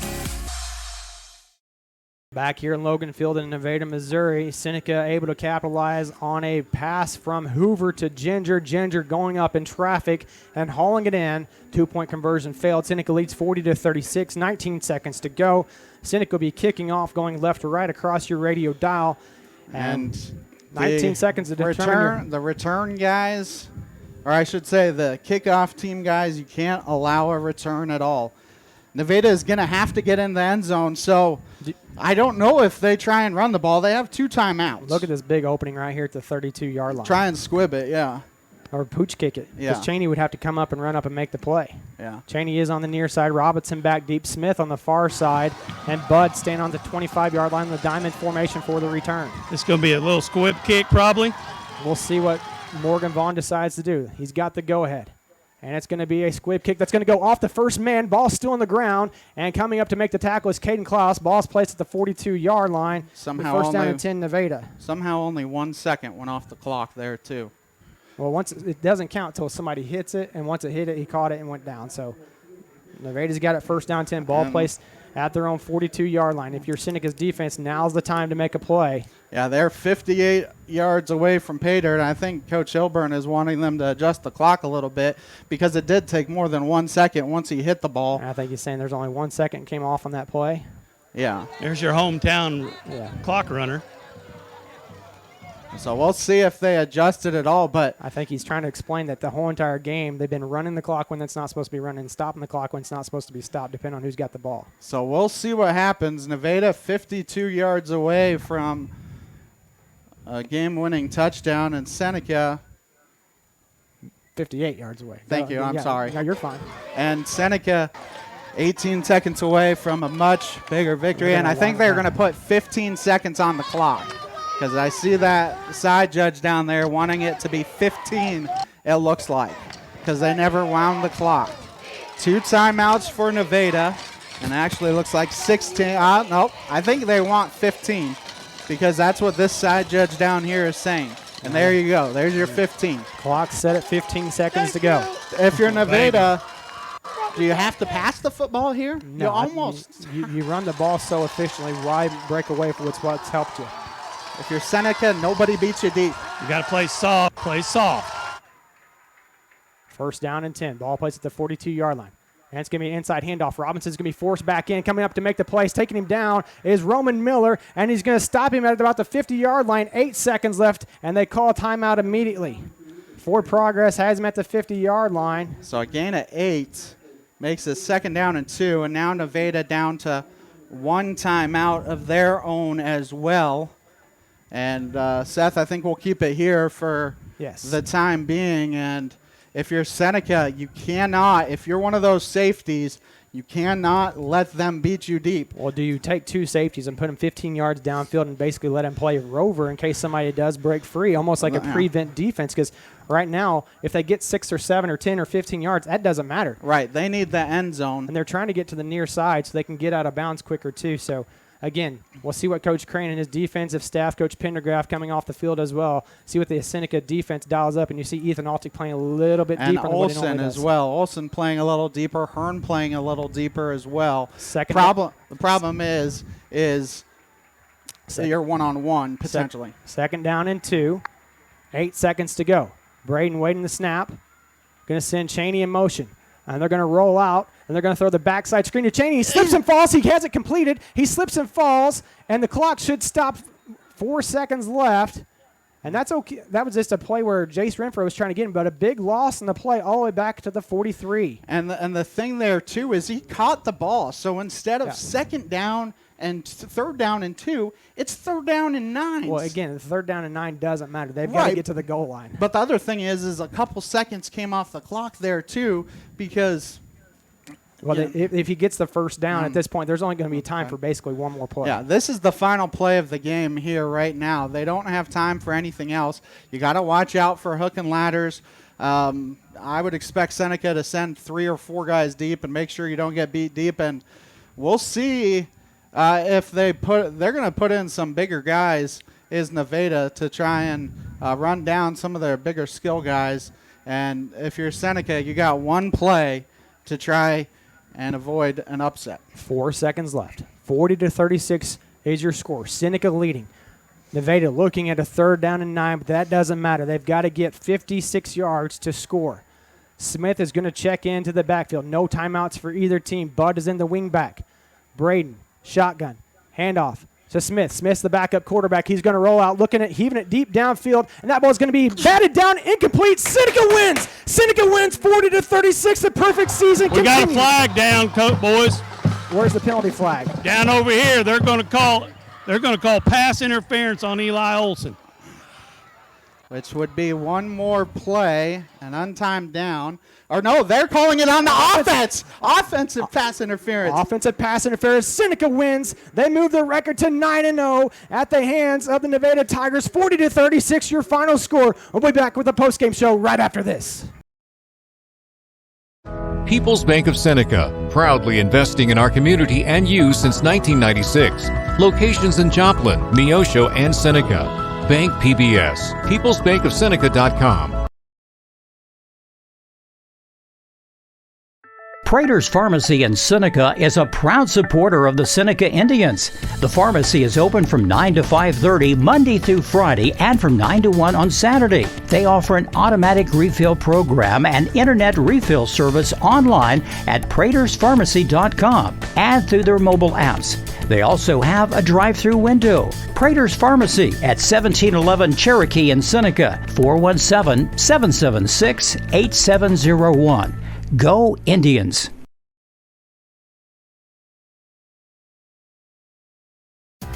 The Seneca R7 School District is proud to support the student athletes and coaches competing in this game. High school activities help students learn life values such as hard work, dedication, and teamwork. The Seneca R7 School District is honored to serve such a great community and wants to thank all the Indian fans for their great support. The Seneca R7 School District. Tradition, pride, class. At ProLube Tire and Auto Center, we know what it means to rely on your vehicle. We race all year and know how to get that extra inch out of every part. Precision, quality, and reliability are not just words to us. It's what we do every day. We know you rely on your vehicle to perform for your family. From oil changes to full-on repairs, ProLube gives you the best racetrack team experience, so you can be worry-free. ProLube Tire and Auto Center, where we get it right on the road and the track. People's Bank of Seneca, proudly investing in our community and you since 1996. Locations in Joplin, Neosho, and Seneca. Bank PBS, peoplesbankofseneca.com.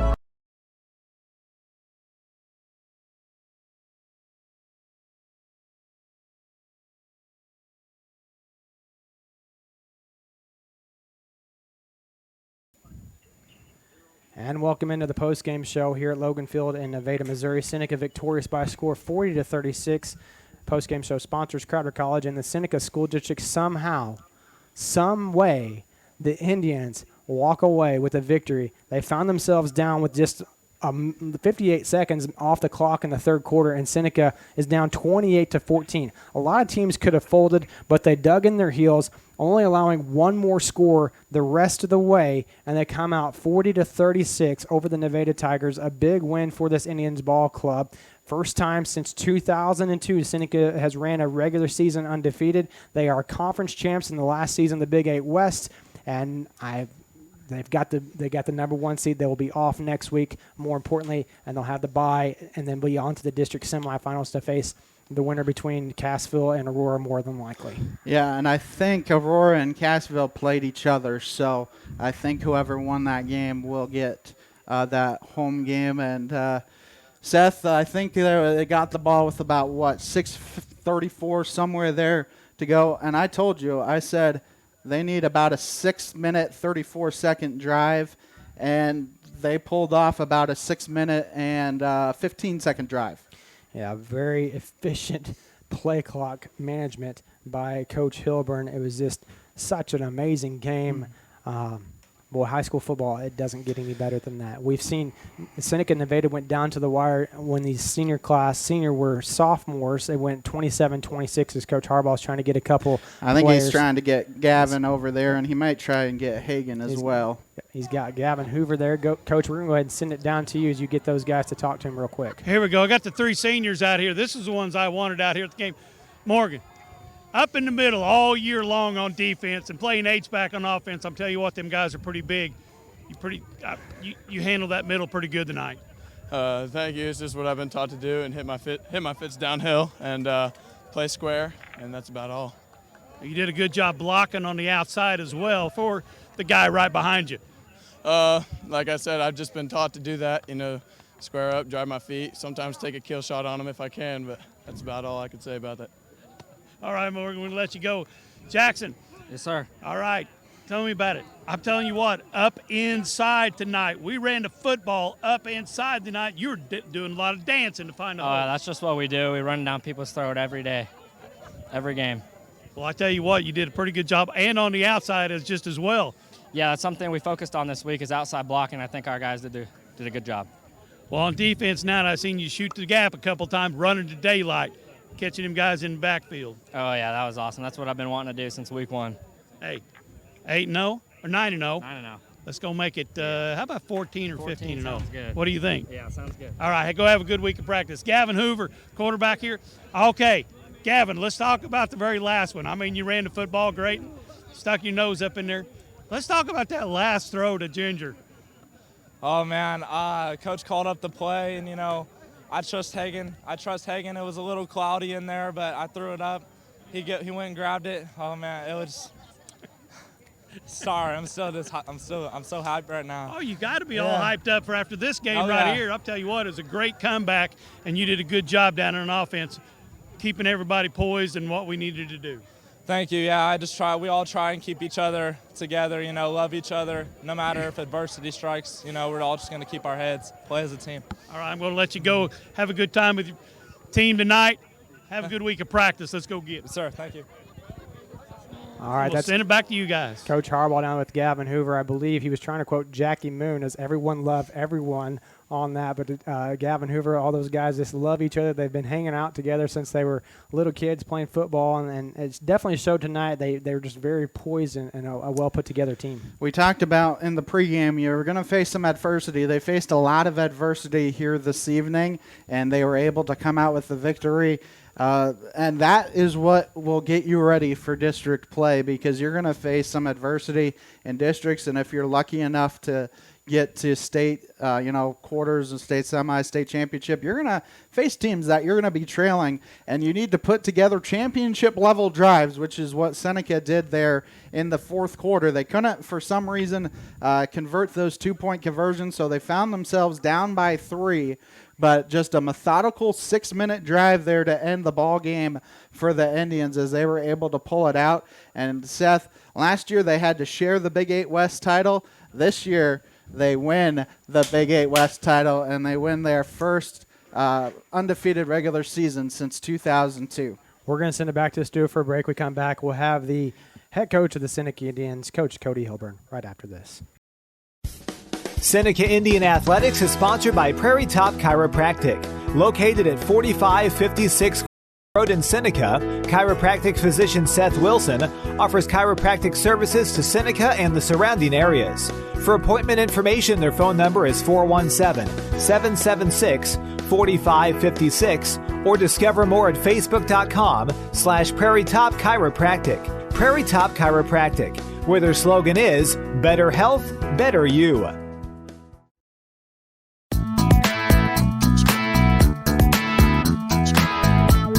Proudly supporting the Seneca Indians is Doug's Body Works. Owned and operated by Doug Scribner, they offer a 24-hour wrecker service and specialize in auto body and frame repair. Doug's Body Works is located at 1008 Oneida in Seneca and is proud to serve the local area. 417-776-8611. Go Indians!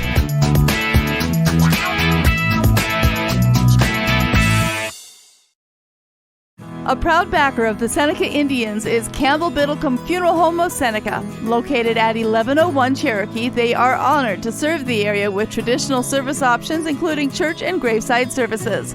They also have prearranged funeral plans. For more information, the phone number for Funeral Director Mike Steele at Campbell Biddlecombe Funeral Home of Seneca is 417-776-2251 or online campbell-biddlecomefh.com. KNEO would like to thank the Big Nickel for sponsoring this portion of broadcasting on 91.7 FM. The Big Nickel is an advertising shopper for thousands of different items, from automobiles and livestock to help wanted and real estate. It covers a 70-mile radius in the 4-state area and is available in area businesses each week. Located at 2918 East 20th Street in Joplin, Missouri. Their telephone number is 417-624-4100.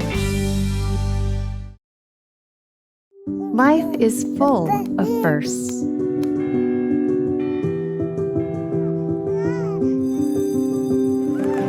As the first and longest-serving Christian health cost-sharing ministry, CHM has shared medical expenses for its members since 1981.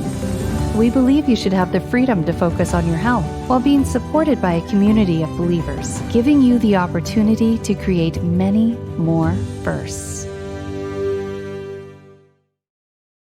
Dairy Queen Grill and Chill in Seneca is the place to go before or after the game. Check out their amazing menu of fan-favorite blizzards like Oreo or cookie dough. Happy hour is daily from 2 to 5 p.m. That means everything you can drink from a straw is half price, excluding premium shakes. Don't forget to grab one of their $7 meal deals or their signature stack burgers and top it off with a Misty Slush. The Dairy Queen Grill and Chill in Seneca, located at 308 Washington, open daily from 10 a.m. to 10 p.m. Proud to support the Seneca Indians.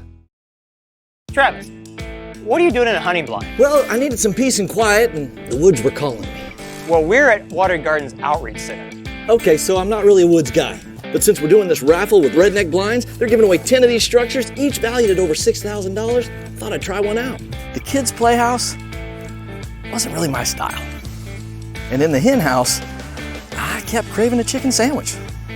Well, why don't you come down from that blind and help me with this raffle? We're going to draw one winner for every 100 tickets sold, and then we'll see about We're the head coach of the Seneca Indians, and first off, congratulations. I think you gave everyone close to a heart attack tonight as you took it down to the wire with 19 seconds left and finding a way to score to come out ahead. Yeah, that's me included. So I think we're all in the same boat together. But no, that was I guess you can call it a fun game now. At times I wasn't having a whole lot of fun, but, man, credit our kids. How resilient of a group of kids do we have? That's what I told them. I don't know that I've ever been more proud of a group of kids that battled so much adversity to come back and find a way to win a football game. Well, you start the second half, you get the opening kickoff, and the defender makes a great punch on Eli Olson when he has the ball. Squirts free. They score 58 seconds off the clock in the third quarter, and you're down 2 touchdowns, 28-14, and your guys just never gave up. That resiliency was just remarkable in that second half. Yeah, that's tough because you kind of rally the troops at halftime. We got a plan coming out. You know, we get the ball, we're down one possession, we're going to go down and score, and then another tough blow for us right there, and then they score, and it would have been very easy to turn it in at that point.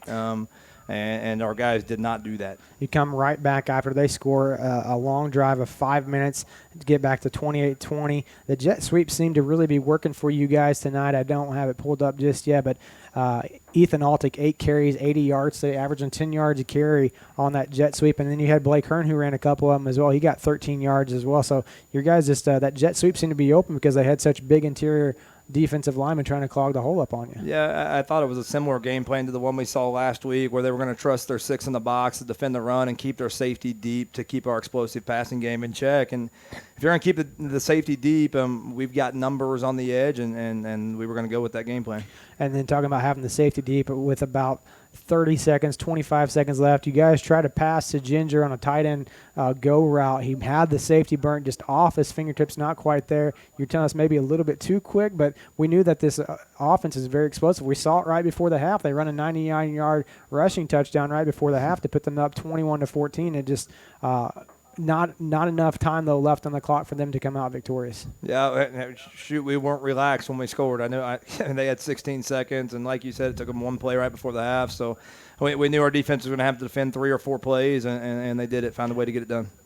Offensively, Gavin Hoover, a couple of the balls sailed a little bit high on him tonight, but he was able to find a couple of key targets, key points in the last drive, found Blake Skelton on a 3rd down conversion, and Skelton quickly got out of bounds, stopping the clock, got a 1st down set up, and then Hagan Ginger, I don't know how he came down with that ball, but he came down he had triple coverage, it looked like, and somehow he came down with that football. I didn't have a very good view on it. Can you kind of walk us through that last play there? Yeah, we had been in empty a few times, and we kind of we'd ran jet out of empty a couple times, and we had, due to that formation, we had a play off of it, and we knew it was there at some point we were going to use it, and we missed Hagan, just barely on the one. He about made an unbelievable catch. And we had it, and Hagan's got tremendous ball skills. He's a kid that we haven't had to use a whole lot this year because he's been a little bit nicked up, and we have really good receivers. But if you're going to focus on those guys, it's going to open up the middle, and I knew he'd go make a play for us. Well, Coach, it's going to be a fun ride home. First time for you guys being undefeated in a regular season since 2002. Conference champs in the Big 8, the last year, the Big 8 West alignment, and number 1 seed bye week next week. That's awesome. Couldn't be more proud of the kids. All right, Coach. Have a safe drive home. We'll talk to you again next week. We'll send it back to the studio. More post-game show right after this. Travis, what are you doing in a hunting blind? Well, I needed some peace and quiet, and the woods were calling me. Well, we're at Water Gardens Outreach Center. Okay, so I'm not really a woods guy. But since we're doing this raffle with Redneck Blinds, they're giving away 10 of these structures, each valued at over $6,000. Thought I'd try one out. The kids' playhouse wasn't really my style. And in the hen house, I kept craving a chicken sandwich. Well, why don't you come down from that blind and help me with this raffle? We're going to draw 1 winner for every 100 tickets sold, and then we'll see about that chicken sandwich. Visit watergardens.org to find out more about the Redneck Blinds raffle. Enter to win with all proceeds benefiting Water Gardens Ministries. SGA Unlimited is a proud sponsor of the Seneca Indians. Located north of Seneca on Highway 43, they offer equipment and supplies for outdoor sporting needs, including hunting and fishing. They are a licensed gun dealer and provide bait and accessories for fishing. For more information, their phone number is 417-439-1996. Proud supporters of Seneca Indian Athletics on KNEO.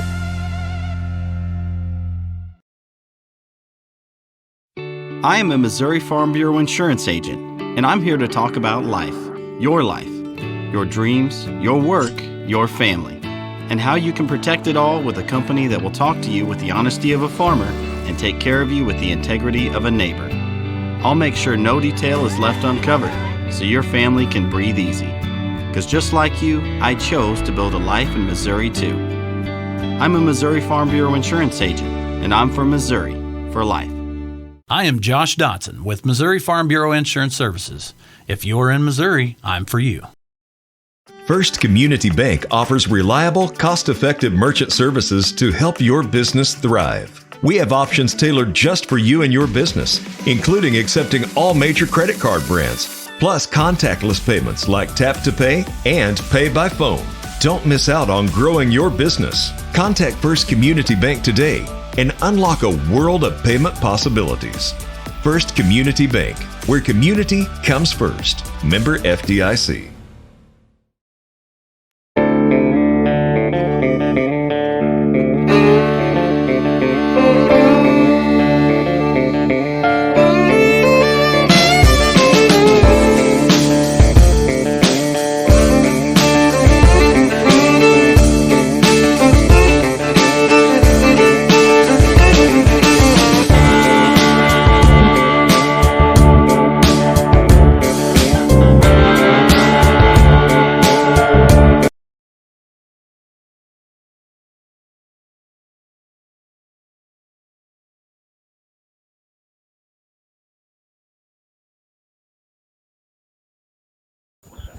And welcome back into the post-game show here tonight as Seneca again victorious 40-36. Your post-game show sponsors Crowder College and the Seneca School District. Jackson Mars tonight, your stats for you: 25 carries, 122 yards. Not a lot of big chunk yardage. Only 4 carries that went into double digits. But when Jackson Mars, or when the Indians needed a big run in that second half, basically Mars answered the call and was able to do so. Gavin Hoover, 15 carries, 113 yards. Blake Hearn, 3 carries, 13 yards. Ethan Altick, 8 carries for 80 yards. Gavin Hoover in the air tonight was 6 for 10, 1 interception and a touchdown thrown for 75 yards. Skelton, 3 receptions for 30 yards. Altick, 1 reception for 10 yards. Hagen Ginger, 2 receptions for 35 yards. 328 yards on the ground tonight for the Indians, 75 yards through the air, 403 total for your Indians. And, Ben, I'm going to ask you this question. You can tell me yes or no. You want me to go through Nevada stats? No. Okay, there you go. There's your answer, folks. We're going to go. You guys got any final thoughts here about some of this game tonight? I mean, Coach Harbaugh just joined us up here in the press box after getting to enjoy the excitement down the sideline. Go ahead, Coach. A wild inning. I mean, it was a wild game. We didn't. I really honestly would not predict this type of game. I wouldn't predict a shootout. I would predict ball control. That's what Nevada likes to do. That's what Seneca likes to do. If you can just pound the ball, and run the clock out. We talked about how fast the game was in the first half, but that's the way. I would not have predicted this type of game. But it was great effort from Seneca in the second half to get that victory. And that drive, like we said, that's a championship level drive. Not only a Big 8 West title, not only your first undefeated season since 2002, that just gets yourself medal ready for district play. You may need a drive like that in a district championship game. You may need a drive like that in a state quarterfinal, state semifinal, a state championship game. Those are the kind of drives that you kind of need to perfect here in the regular season if you want a chance to go far in the playoffs. Yeah, and once again, we talked about it when they had the ball. It's like, here it is. You want to be one of the top teams in the state? You want to be the one that everybody's looking at? You got to drive the football down and score. All right, we're going to send it back to the studio for another break. We come back, we'll wrap up the postgame show for you right after this. Locally owned, operated, and here for you. Check out the new face of the Neosho Daily News, covering Newton County, highlighting area residents, businesses, school news, sports, and more. Find us on Facebook at Neosho Daily News or call 417-451-1520. Go get 'em, Indians!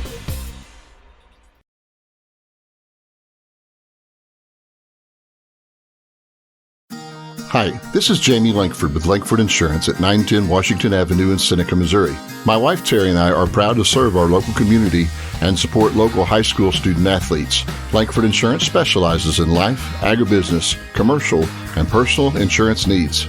Please stop by and see us at our office or call us at 417-776-LIFE or visit us at www.midaminsurance.com. The Neosho Area Chamber of Commerce is an organization that exists to make Southwest Missouri a better place to live. That is why they are proud supporters of high school athletics. They understand that the life lessons learned from sporting competition teaches responsibility and discipline and makes our student athletes better citizens for tomorrow. Learn more about local area events online at neoshocc.com. Proud supporters of local school athletics. A new era in local sports begins. The Roper Kia 4-State Sports Report is where you'll find all of your local sports information. Join Sports Director Michael Imami and reporters Chaz Wright and Tashina Coleman every night. We cover Little League, high school athletics, Missouri Southern, and Pittsburgh State, along with countless community colleges in the 4 states. We cover it all. So whether you're a Chiefs, Cardinals, Eagles, or Wildcats fan, you won't want to miss the Roper Kia 4-State Sports Report. Happy Egg supports the family farmer because they've seen the difference a choice like this can make. Now you can grow for Happy Egg and choose to raise hens the right way, the happy way. When you grow for Happy Egg, you're growing for a family-owned and operated business. You're raising happy hens on 10+ acres who will lay happy eggs. You're working for yourself. As a Happy Egg grower, you'll receive new flock cost support and yield-based compensation. Visit happyegg.com/grower to apply today.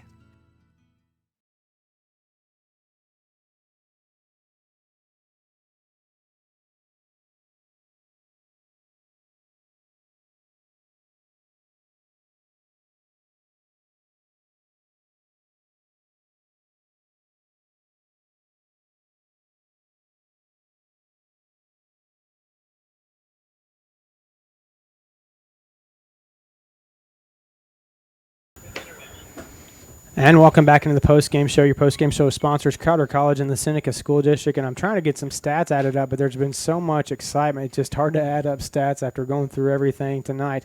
But that second half, Seneca, they had 189 yards rushing, 26 yards passing, 328 again on the ground tonight, 75 yards passing for a grand total of 403. Seneca that second half, 15 minutes, 18 seconds time of possession, 33 plays. Nevada just 8:42 with 21 plays. They scored 2 touchdowns. Seneca scored a couple more than that. Let's just put it that way. We talked about a couple different times. Seneca was going to have to turn them over somehow, whether it be an actual turnover in the game or a turnover on downs. And they were able to do that in back-to-back possessions and able to pull out the victory here this evening. Seneca's 29 minutes,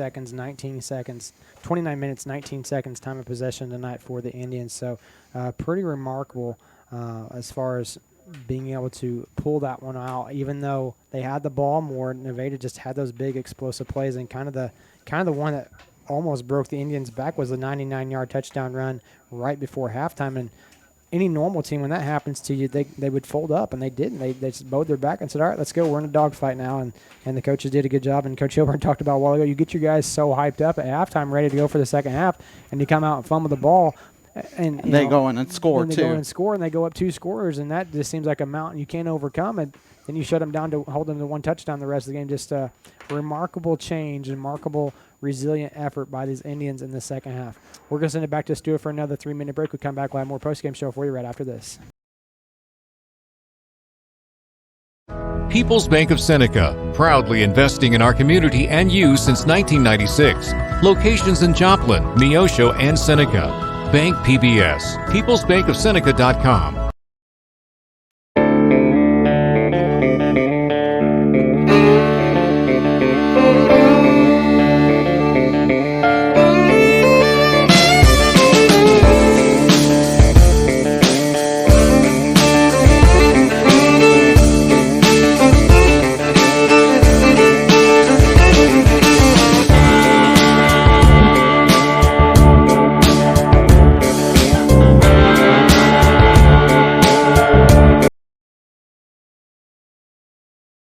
Life is full of firsts.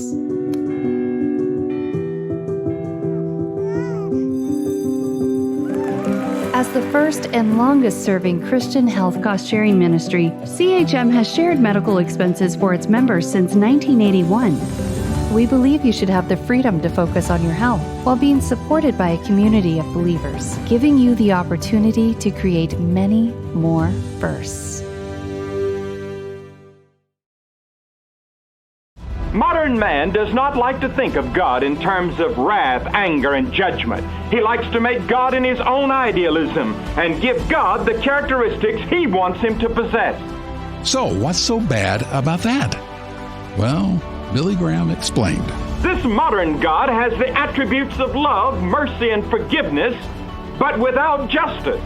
This means an absence of judgment and punishment for sin. To have meaning, man's life must be based upon law and a lawgiver. The Bible teaches that God is going to judge man. Today, Christ is our lawyer, our Savior, willing to forgive and to cleanse and forget. Secondly, you must receive Christ as your Lord and Savior, and you can receive him right now and trust him. If you'd like to know more about that, go to findpeacewithgod.net. We're the Billy Graham Evangelistic Association. SGA Unlimited is a proud sponsor of the Seneca Indians. Located north of Seneca on Highway 43, they offer equipment and supplies for outdoor sporting needs, including hunting and fishing. They are a licensed gun dealer and provide bait and accessories for fishing.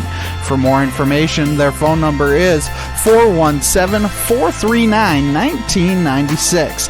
Proud supporters of Seneca Indian Athletics on KNEO.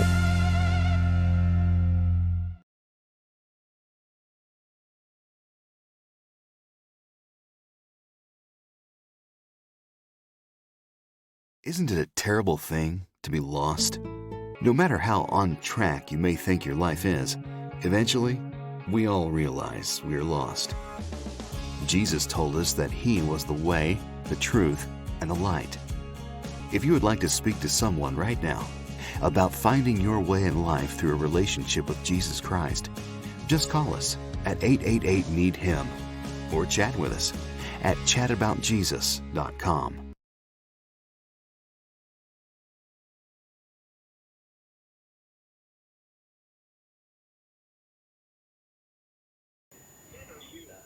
And welcome back to the postgame show. Your postgame show sponsors Crowder College and the Seneca School District. Running through some final stats here for you tonight. Time of possession in the second half. Seneca 15 minutes, 18 seconds, 33 plays. For Nevada, 8:42, 21 plays. Seneca just penalized in the second half one time for 15 yards. And for Nevada, one penalty for 15 yards. They did have another one, but it was as the game was ending. It was offensive pass interference. That didn't matter. It didn't have anything to do with the final score of the game. Seneca on the night, 29-19 time of possession, 62 plays. And Nevada 18-41 time of possession, 36 plays. And, just take away basically 4 plays probably for Nevada, 3 plays probably for Nevada, and this game's a completely different game. But that's what you've got to do whenever something like that happens. You take away those big explosive plays, it doesn't matter. They're on the scoreboard. You got to play through it, and that's what the Indians did tonight. Yeah, not much to say. And so I think, we're all happy that we don't have to have a game next week. All right, we're going to send it back to the studio. When we come back, we'll have the Final Drive Scoreboard Show sponsored by Freeman Orthopedics and Sports Medicine. If you're a weekend warrior who likes to go, go, go, don't let pain put the brakes on your pace.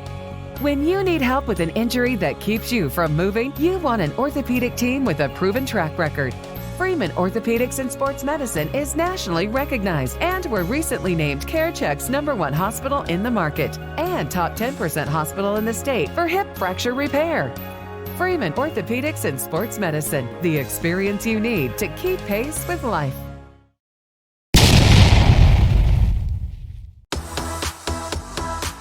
Welcome to the Final Drive Scoreboard Show on the KNEO Sports Network. The Final Drive Scoreboard Show is sponsored by Freeman Orthopedics and Sports Medicine, the official sports medicine provider for over 20 area high schools and colleges. See how one of their certified physicians, certified athletic trainers, or therapists can help you get back in the game.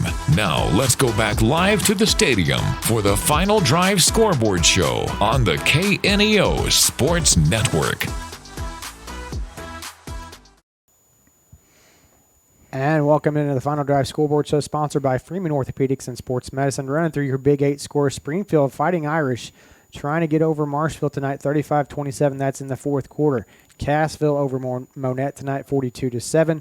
Mount Vernon pulls away from Reed Spring late. Reed Spring had a 21-14 lead at the halftime. Mount Vernon wins 42-27. Lamar over Hollister, 49-7. McDonald County over East Newton, 38-13 tonight. Aurora edging out Logan Rogersville by a score of 15-13. Again, your final score here tonight: Seneca 40, Nevada 36. In the COC, Nixa completes an undefeated season, winning the backyard brawl 51-7 over Ozark. Carthage doubles up Willard 28-14. Republic beats Carl Junction 26-0. Joplin all over Neosho 56-24, and Webb City blanks Branson 20-0. Ozark Conference now for you tonight. Hillcrest leading Parkview fourth quarter 28-6. West Plains over Waynesville 35-14. That's in the fourth quarter. Camdenton having no problem with Glendale 52-21 in the fourth quarter. Kickapoo all over Bolivar 44-7 tonight, and Lebanon defeating Rolla 42-10. In the Southwest Conference, Sarcoxy over Ashgrove 46-18. Stockton over Pierce City 28-3, and Marionville beats Miller 57-0. We're going to send it back to the studio. When we come back on the Final Drive Scoreboard Show, we'll go through the Oklahoma and Kansas scores and run one more time through the Big 8 Conference. If you're a weekend warrior who likes to go, go, go, don't let pain put the brakes on your pace. When you need help with an injury that keeps you from moving, you want an orthopedic team with a proven track record. Freeman Orthopedics and Sports Medicine is nationally recognized and were recently named CareCheck's #1 hospital in the market and top 10% hospital in the state for hip fracture repair. Freeman Orthopedics and Sports Medicine, the experience you need to keep pace with life. And welcome back into the Final Drive Scoreboard Show, sponsored by Freeman Orthopedics and Sports Medicine. Moving over to Oklahoma to now. Collinsville over Grove, third quarter scored 21-10. No score after in Commerce. Last check, there was the first quarter. Vertiger over Jay 32-14, and Quapaw over Ketchum 18-6. And the SEK over in Kansas, Chanute over Labette County 40-6. Field Kinley beats Fort Scott 42-6. Independence blanks El Dorado 42-0, and Parsons all over Columbus 48-6. And the CNC Conference, Trinity over Baxter Springs 35-13. That's a fourth quarter score. St. Mary's Colburn blanking Uniontown 60-0 tonight. Frontenac over Galena 42-14. And Riverton over Caney Valley 30-11. Independent in 8-man scores. Appleton City beats Jasper 56-8. Lockwood over Rich Hill 59-0. And then an Independent scores 62-0. Pittsburgh beats North. One more time, running through the Big 8 scoreboard before we sign off here tonight. If I can find it for you, we'll have it. And that is no update. Springfield Catholic still leading Marshfield in the fourth quarter, 35-27.